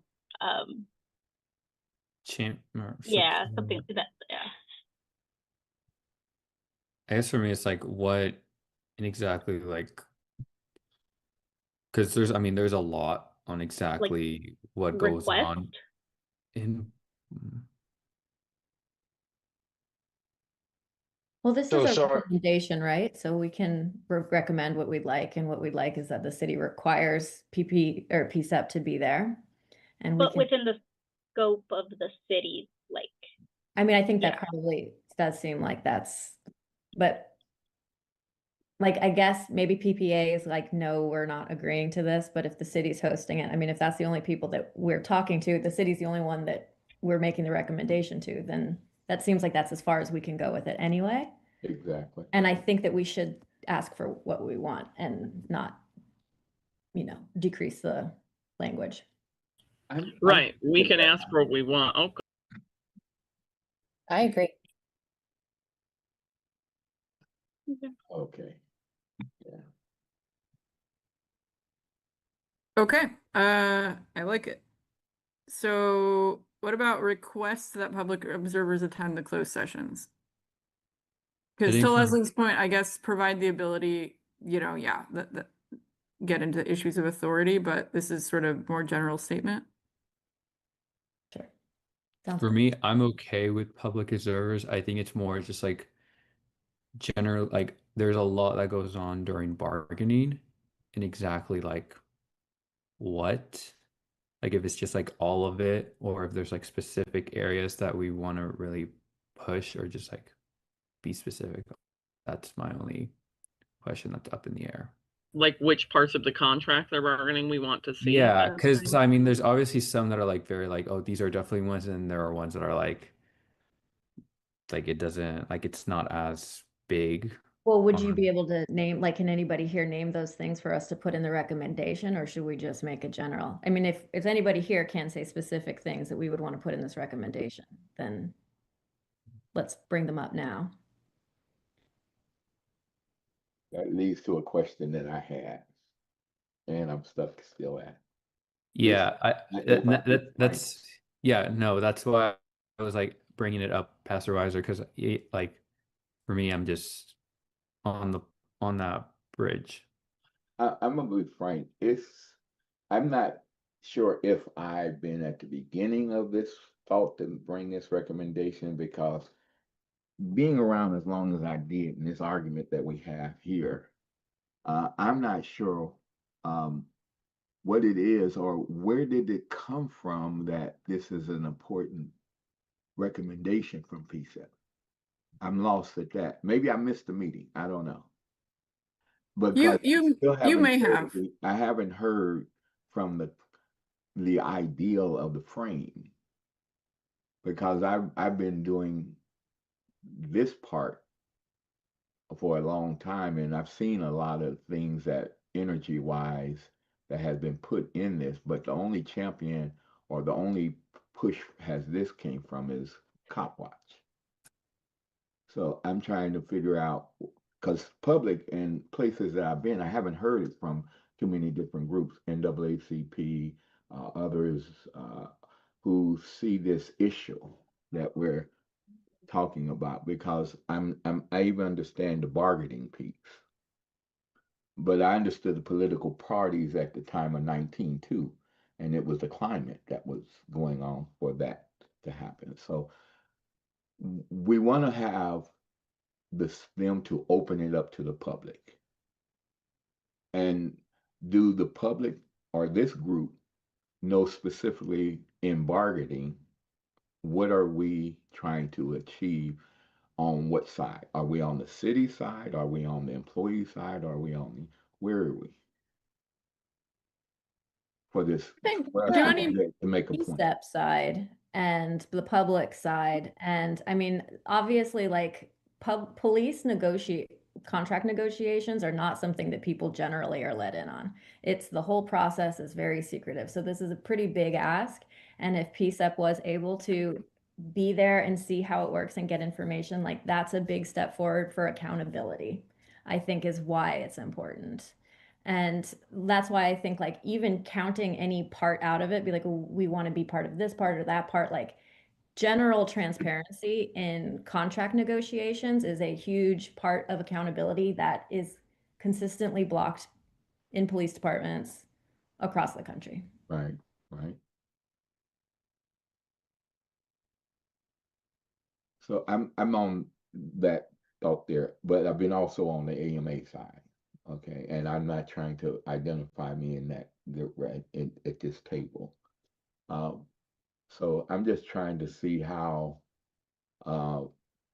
important for us to be at the bargaining table. Caitlin, do you want to respond? Well, so as far as the importance of us being at the bargaining table, it would be invaluable. There's no argument about that. Seeing firsthand, the thing is that you can read a contract and you can see in black and white what's agreed upon. What it's not giving you is the context for those conversations and what led to those agreements. And that's the piece that you're only going to get if there's either open bargaining or you get a seat inside of that closed room. So as far as a response to that goes, that's the piece I would say. I did have two questions. My first one was, oftentimes in bargaining, there's like a stenographer that's actually keeping word by word notes of things that are spoken. Do we know if that happens in those bargaining sessions? And if so, does it become public record like any other public body would? Great question. See, like there are some questions when it comes to the third part that we have no one here to actually answer, so that's why it's like up in the air. I think I would just encourage you all, as I think Gabby and Vanessa in the chat and Caitlin have pointed out. I think resist the pressure of knowing everything, and understand your authority with these recommendations to ask for what you want. And if they are doable, it is the job of other people to figure out how they work. I will just throw that out there. Also, really quick, I want to say, members of the public, we absolutely want to hear your comments. I will ask that you let us get through the rest of this document, which hopefully will not take too long, and then I will invite you back to chime in. So thank you for your questions. And I am sorry, I did have one other thing. Yes, go for it. Jorge, did you have, I'm not asking for specific articles because this is a really big contract, but did you, when you were saying like there's specific things you wanted, did you have any ideas of like ish topics at all? Off the top of my head, not much comes up, but I do know that there are things. I remember I wrote some of them down, but let me It's see always if the I minute the can. pressure's on that like all of a sudden the things you wonder about are gone. No, yeah, that's literally me right now. But there was just some that I was like in my head, like I've heard a lot about, and I'm like in my head, if whenever those conversations are happening, I would want them to be like on there, like we highly encourage X, Y, and Z to like really be open bargaining, and then because like you said, it's like a big contract. They start negotiations very early on because it takes a lot of time and because it's a very complex matter. And so I want to just highlight like because there are some that are actually like, community wants to be part of, and then there are some that they don't because it's just like not important to them. So that's why I just want to highlight it. Or just in general, I'm still like in the fence, like some I definitely want them to be open, some that I'm like, are they necessary to be open? So that's kind of where I'm in the fence on right now. But let me try to see if I could pull up their last contract to see. I'm looking at it right now. Gabby, go ahead. I wanted to ask if the part where you say open to public observers, and we wouldn't say specifically PCEP members, is because we want to keep that open to places like Cop Watch, etc. What do you, it says public observers, it doesn't say PCEP. Yeah, I know. And I'm saying, do we have it as public observers rather than having PCEP in there? I Because we think it want should be other groups public. beyond. It shouldn't be PCEP. just. Okay, I just wanted clarification. And Oh yeah, no. that's fine with me, and I agree with 3 and I like it.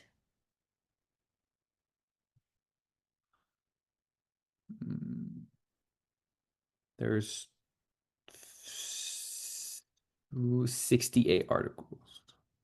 It's 109 pages. I think I also want to add, I want to bring everyone's attention back to, where is it?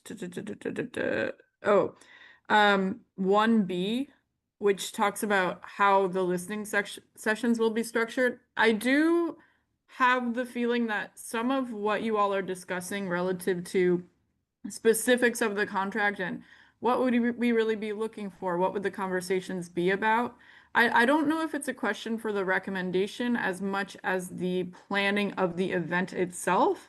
And in saying that, I don't know if it's a question in the structure of this conversation. I don't know if those are questions PCEP needs to answer. I think the concept is we're giving community attendees the opportunity to answer and identify those priorities. Does that make sense? Yeah, it does. Yeah, this is Yes, really, thank you. yeah, I think this recommendation is all about transparency in process rather than specific, like we have been discussing the specifics of the contract. But good thoughts, with, good things to discuss when thinking about how to actually plan that event. Okay. Can I move us to number 4? This is about making this a process that happens in perpetuity.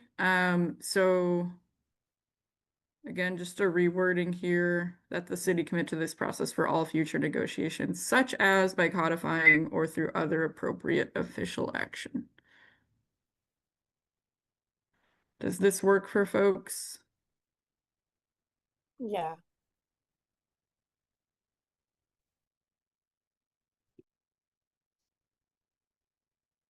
Any disagreement? All right. Moving down here.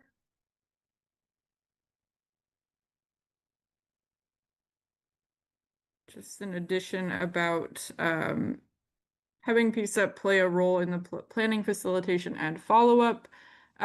This is in the context of the developments we are aware of in BHR moving forward with the planning of this event.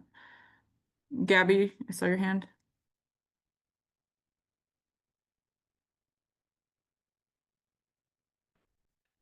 Okay. Anything on this?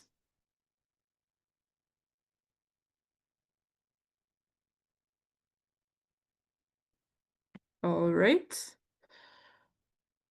And last part here. This got rewritten a bunch of times. Some changes in language about authority of the office versus sort of what is probably legally allowed in this context. Any comments on this? Can I just make one grammar comment? Yes, Back to please. me, Monica. Just the statement, PCCEP's participation will help ensure the process is transparent, credible, and one in which community members can have confidence, just so the sentence doesn't end in a preposition. Sorry. No, that's good. Good All edit. right. Oh, go ahead, Gabby. I was just saying good edit. Yeah.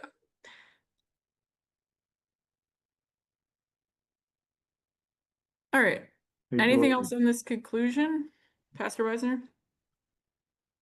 with this new oversight board and the union contract, where are we at in knowing what that is being negotiated with in this process of the request of a making recommendation? Is there anything in there?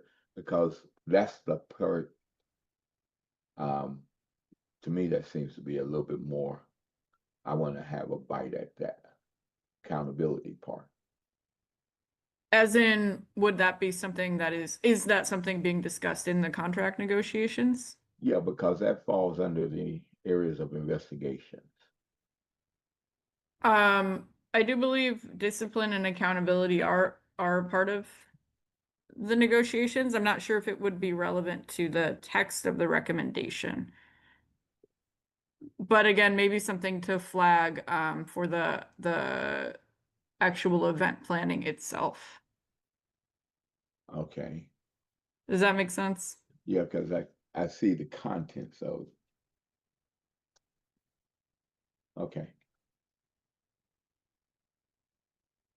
No, I think that's a good flag. I'm just looking over all of the things that we got here, trying to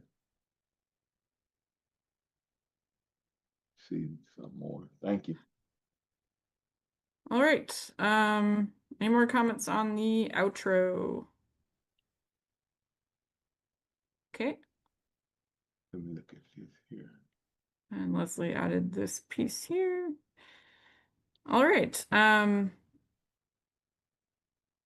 I think those are all the line edits we have. Any final concerns, comments, points of discussion before we move to open public comment on this document?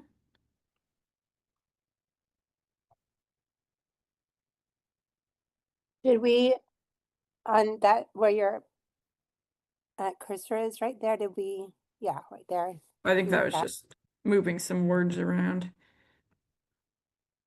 There you go. Oh, Leslie, go ahead.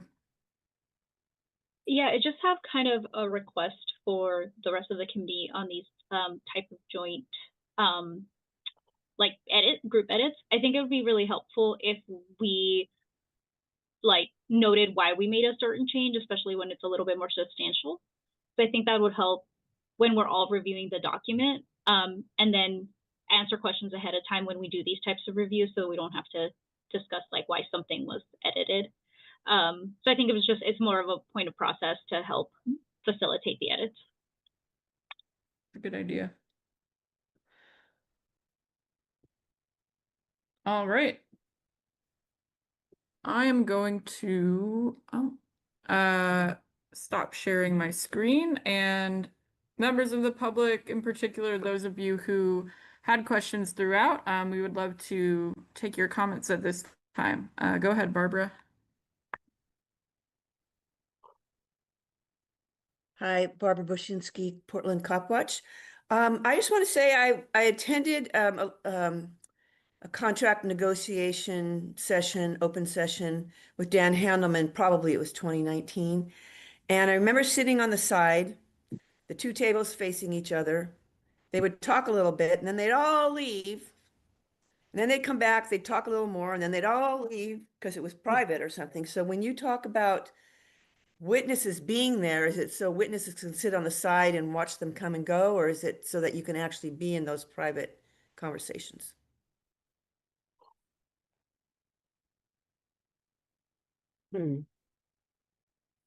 Because we spent a lot of like hours and didn't hear too much. Yeah, Barbara, I'm not the right person to answer this probably.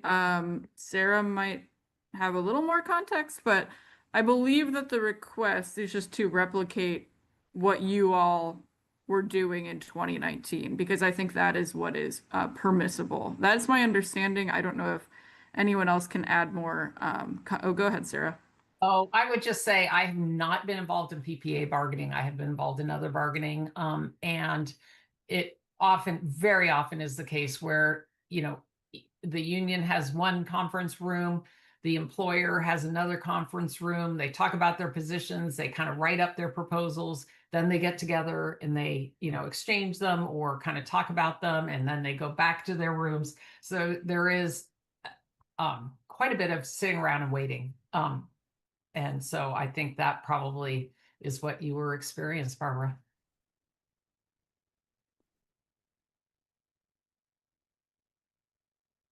Go ahead, Babs.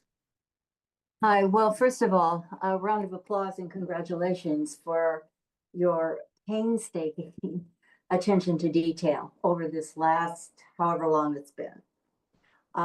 And I just wanted to acknowledge, maybe take a deep breath. And I must admit, I wasn't following a whole lot of things in 2019. I was retired. I was doing a lot of volunteer work, but not political action.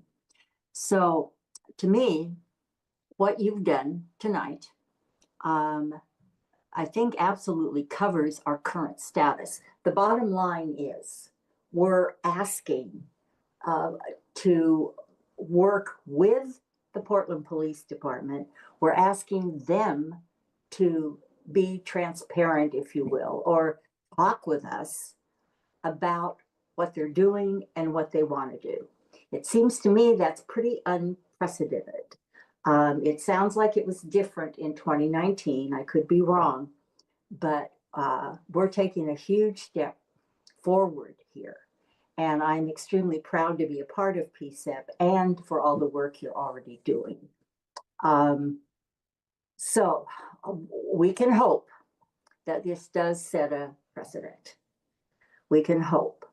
And how many people, how much public participation or interest there will actually be, we don't know. We know that we all, and even some people that are part of PCCEP that aren't here tonight, we all want to know. And it would, psychologically, it would make sense that the police department might be on the defensive. But the way you've laid this out, it's opening the possibility of collaboration. So anyway, that's just my comments. Thank you for all your work. And again, I see this as unprecedented, even though something else happened in 2019. But Lord knows, we all know, the world has changed. The city of Portland, the state of Oregon, everything's changed dramatically post-COVID. So anyway, that's all. I just wanted to applaud your efforts. So thank you. Thank you. Thank you, Babs. Bet. Caitlin, go ahead. I just wanted to briefly, like 30 seconds or less, address the bargaining, them going in the room and doing all of that. There's parts of things that even if we were in the room, we're never going to know, because part of bargaining is that you have two teams that are on opposite sides of each other. And if you have to say, oh, that was a good point, we have to rethink what our plan was or something like that, right? Because you're playing a game of chess. So they are going to have those times where they go into those rooms, and there's no way we're getting in those rooms because they don't want their plan to get found out by the other side, right? So there's pieces where we're never going to get into those spaces. There's nothing we can do about that. That's the nature of bargaining. But being in the room is maybe a possibility, and it'd be cool to be there. So we won't ever be able to know everything. I understand wanting to, especially with the body that affects the public so heavily. I just, expectations wise, that'll never happen. Thank you. Thanks, Caitlin. Any other public comment that folks would like PCCEP to consider before voting on this recommendation?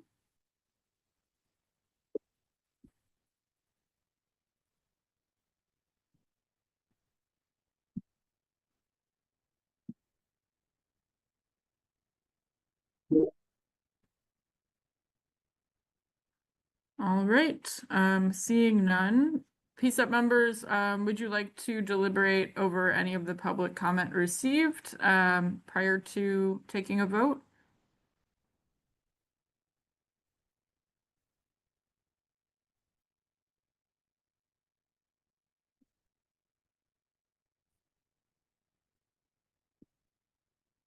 And would you like me to pull the recommendation back up before we vote?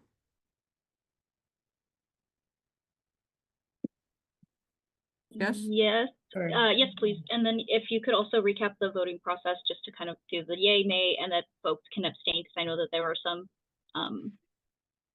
concerns. Yeah, this is technically the first thing that our new members are voting on. So It is, yeah. So going over the voting process, please. Frida, do you want to cover that for us? Yeah, absolutely. So for our process of voting, we use our virtual hands to vote, or we try to use our virtual hands to vote so that we can get an accurate count. And once the vote commences, you'll have an opportunity to vote for or against these items. And there's also an abstaining option as well when we vote, and then we'll tally the votes. And winning vote, which is majority hands, passes and or negates it. Is that about right, Dory? Anything additionally to add? Go ahead, Kip. Yeah, we had discussed previously, and I don't know if we're implementing it at this point, but for folks that vote no, they have an opportunity to add language in the final form of a dissent. Yes. So, that is the case. That was approved when we approved the bylaws. okay, So that's yes. what I thought. That was in the bylaws. Yeah. So Okay. Yeah. Thanks for bringing that up, Kip. I honestly forgot about that. Yeah. Thank you there, Kip. All right. So very welcome. So at this time, we'll go ahead and call for a vote. So please raise your virtual hands if you are in favor of passing this recommendation with the edits pending any additional edits that might come up, but in its current format. All right. Let me switch my view so I can see. Keep your virtual hands up so I can see everyone.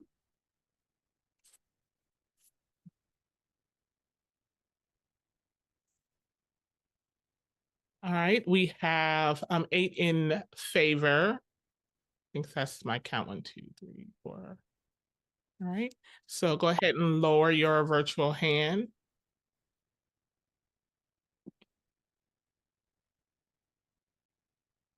And anyone opposed to passing this recommendations as it's written?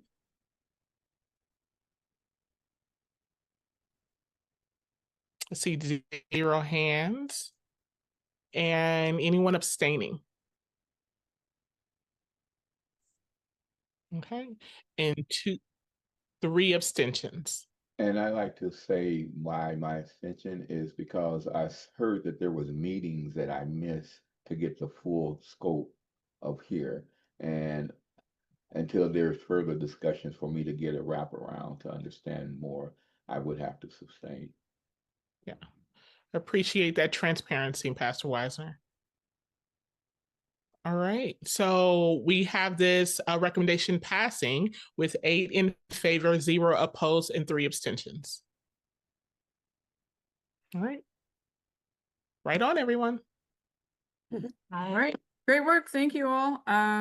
So we will submit that recommendation to Mayor Wilson and also continue working with BHR on the requests reflected in that recommendation. All right. I believe now we are at our last item of the night. So I will hand it to Afrida to wrap us up. Yeah, so at this time, let's go ahead and move to open public comment.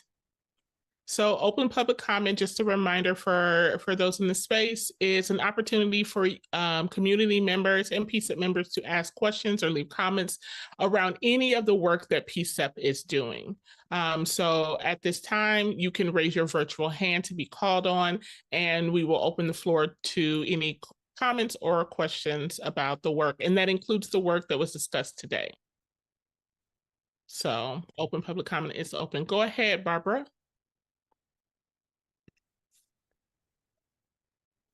Hi, thank you for your work and thank you for listening to us before you voted. That was great. I have a couple things.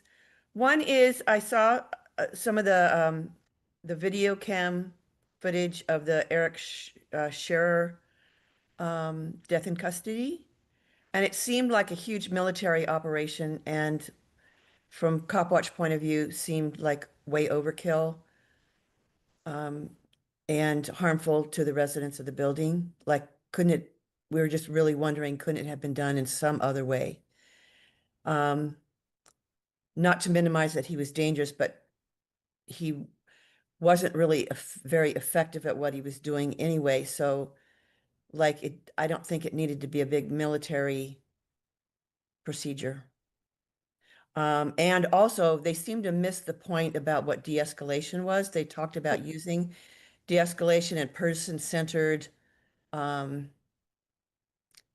communication, but it felt like they were just checking the boxes and it didn't seem real at all because they were like pointing guns at him, shouting at him, doing it real quick. So it didn't seem real. And then the other thing is that when Chief Day gave a like a press conference about, with the media about the shootings, the ICE shootings of the couple from Venezuela, we thought he should be more careful about referring to Trenda Aragua. And because when he says that, oh, we think there's a nexus of communication, that gets into the press like it's real, whereas they don't have proof yet. And so we'd like to like not spread rumors or make something seem worse than it is. I mean, he did downplay it a lot, but the press took it a step further. And I think that's always important to remember. And then the only other thing is that we're glad that you're trying to schedule your meeting different than the CBPA because you're both important. So thank you for your work. And yeah, thank you. Thank you, Barbara. Gabrielle, I'm gonna go ahead and go to Babs and then I'll come back to you. Thank you so much. Go ahead, Babs. And thanks to Barbara for all that she just shared. And that reminded me that I forgot to mention earlier about a shout out to Portland Street Response.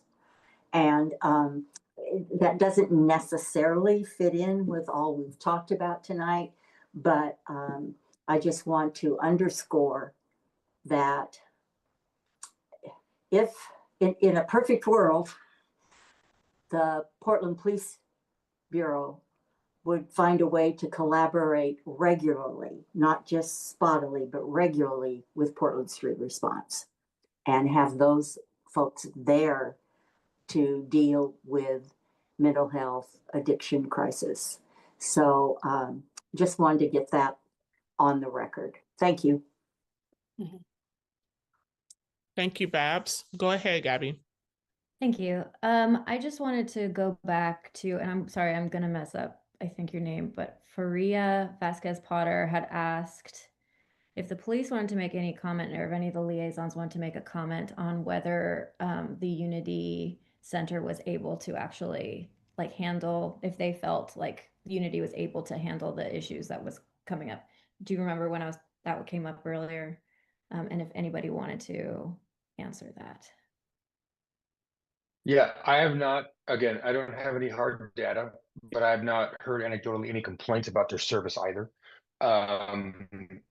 You know, I think you ask anyone in the police bureau who deals with the Unity or works the street and deals with people in mental health, addiction, and crisis, that this option, I would agree, is much better than the other options that have been in place in the past.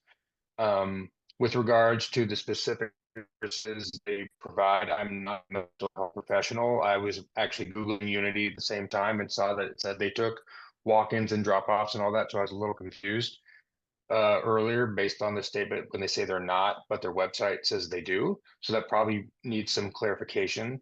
But getting back to it, I have not heard any complaints from bureau members or any complaints from community members regarding the service provided by Unity.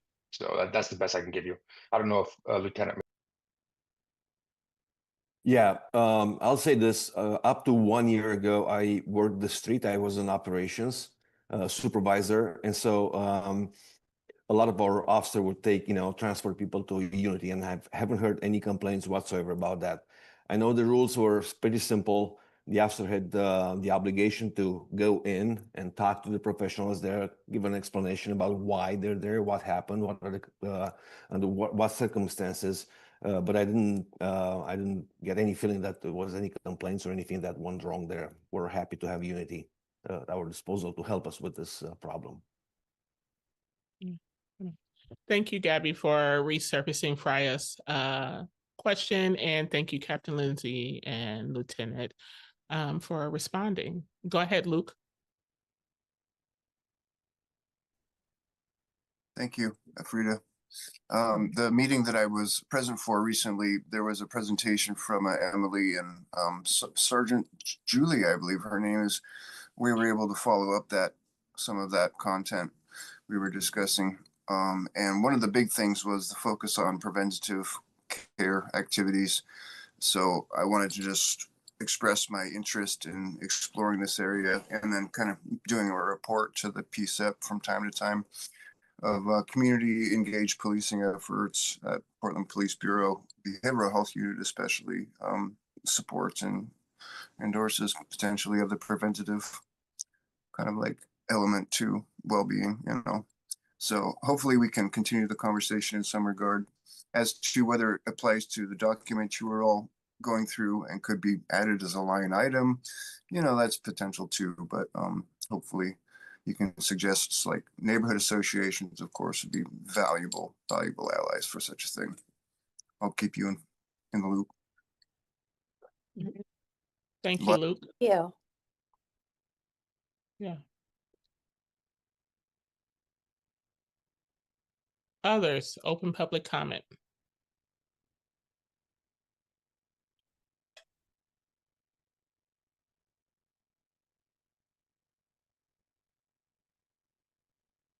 And real quick, sorry, Luke, Luke, shooting star, sorry. Trying to click, my AirPods are going back and forth between working or not. So we will make sure that if we can get personnel from BHU to show up to PCCEP to answer any questions, provide any data that you may be requesting to try and satisfy that request as well. So we'll be sure to pass that on. Thank you, Captain Lindsay.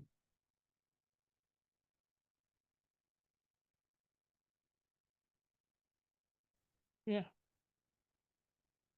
Right. Well, just very briefly, if there's no more public comment, I do want to give PCEP members an opportunity to discuss any next steps or business you'd like to check in about as a result of this meeting, just right before we end here.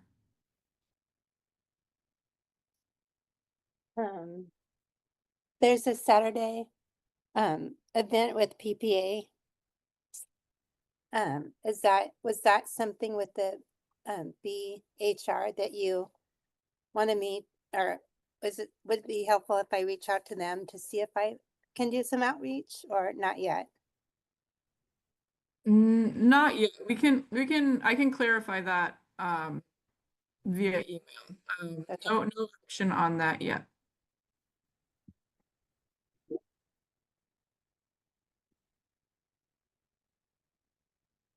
It's been a pleasure.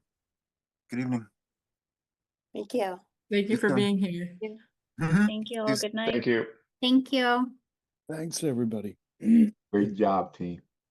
Go ahead, Antoinette.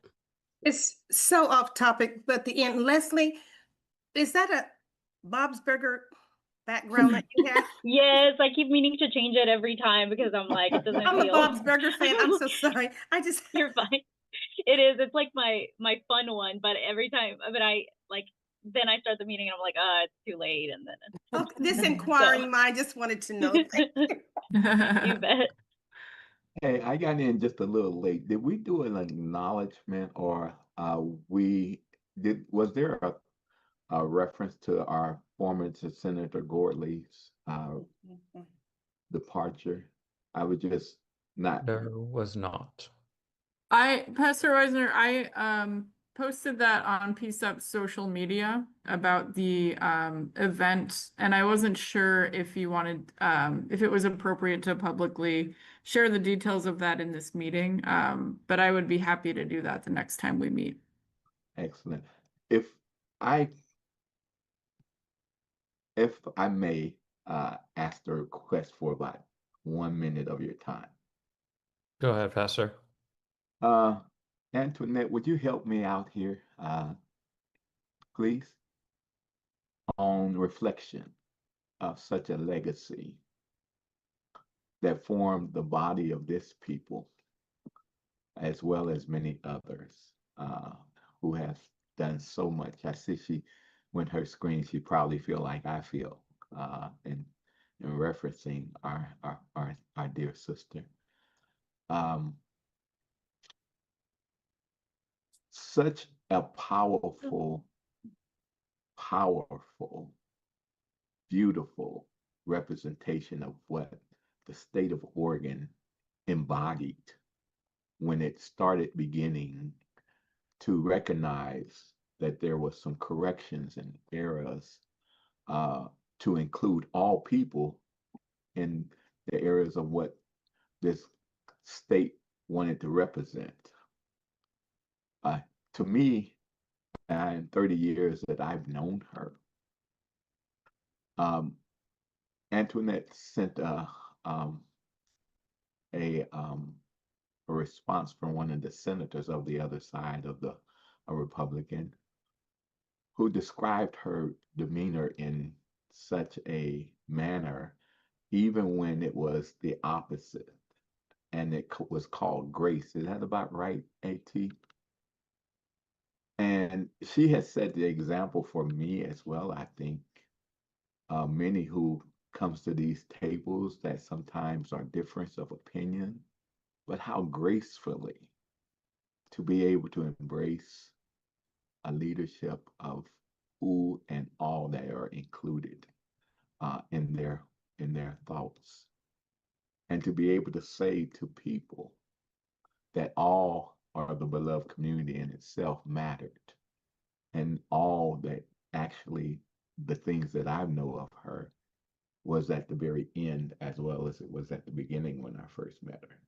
AT, would you say something a little better than I would about our dear sister?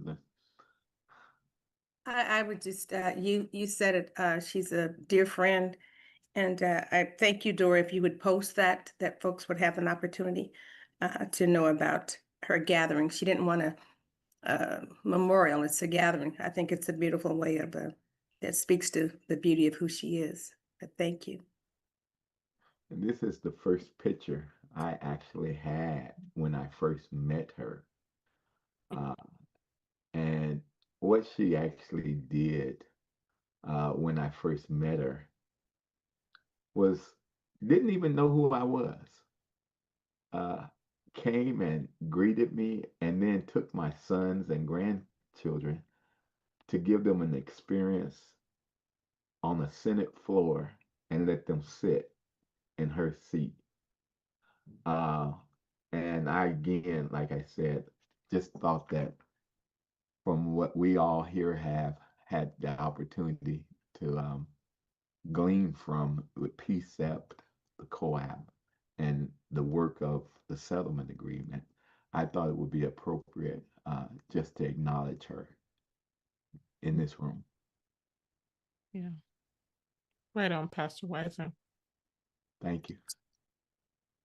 Sarah?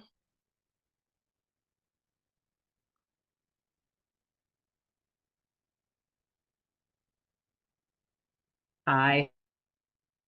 I just wanted to say that I also remember Senator Gordley as, and she had such a presence of thoughtfulness and caring and intelligence and grace. Anyway, I first actually ran into her in the late 80s when I was a reporter for the Oregonian covering City Hall. I was on a police ride-along. Senator Gordley was on a police ride-along. So she's been right in there on the issues that PCCEP cares about, and particularly on mental health and some of their interactions with police as well. So I was walking to go get Oregon University Press published a book, Remembering the Power of Words, The Life of an Oregon Activist, Legislator, and Community Leader, Avell Louise Gordley, with Patricia Schechter, who happens to be a professor at PSU and was married to Nick Fish. Just anyway. But I do recommend learning more about her and learning more about the history of these issues in Portland. So. Yeah, thank you, Sarah. Thank you for bringing that up, Pastor Weisner. It's, I think there are daily reminders of all of the people who have contributed to the work that this group is still doing. And it's very humbling to be a part of that. I thank you all for taking out the time and giving us room to speak of her greatness in this atmosphere. All right, folks. Chairs, would you like to wrap us up for the evening? Right on time, I will add. Yup, you're all right. Thanks, Liz. You already know. So what's next? Our next steps. So our next policy and reform subcommittee is on Wednesday, March 25th. As always, 6 to 8. It'll be on Zoom. I don't know if we were supposed to have our next full committee meeting on here, but I believe it's supposed to be April 8th. If everything goes according to plan, April 8th, 6 to 8:30, also on Zoom. And then, yeah, again, thank you to our PCCEP members, members of the public, our PCCEP staff and PPP liaisons, and of course, our incredible facilitator, Frida, for being here and for your contributions today. As always, there's the link to our website and to provide more comments, as well as signing up for our email updates to know what's going on, especially with codification coming through. But with that, I will adjourn our meeting at 8:29 p.m., 1 minute early. Ooh. Recording stopped. Yay, great job, everybody. Yeah, Thank great you. job. Everybody Thank have you a for great all your night. work. Have a great night, all. Thank you. See Good ya. night. Thanks, everybody.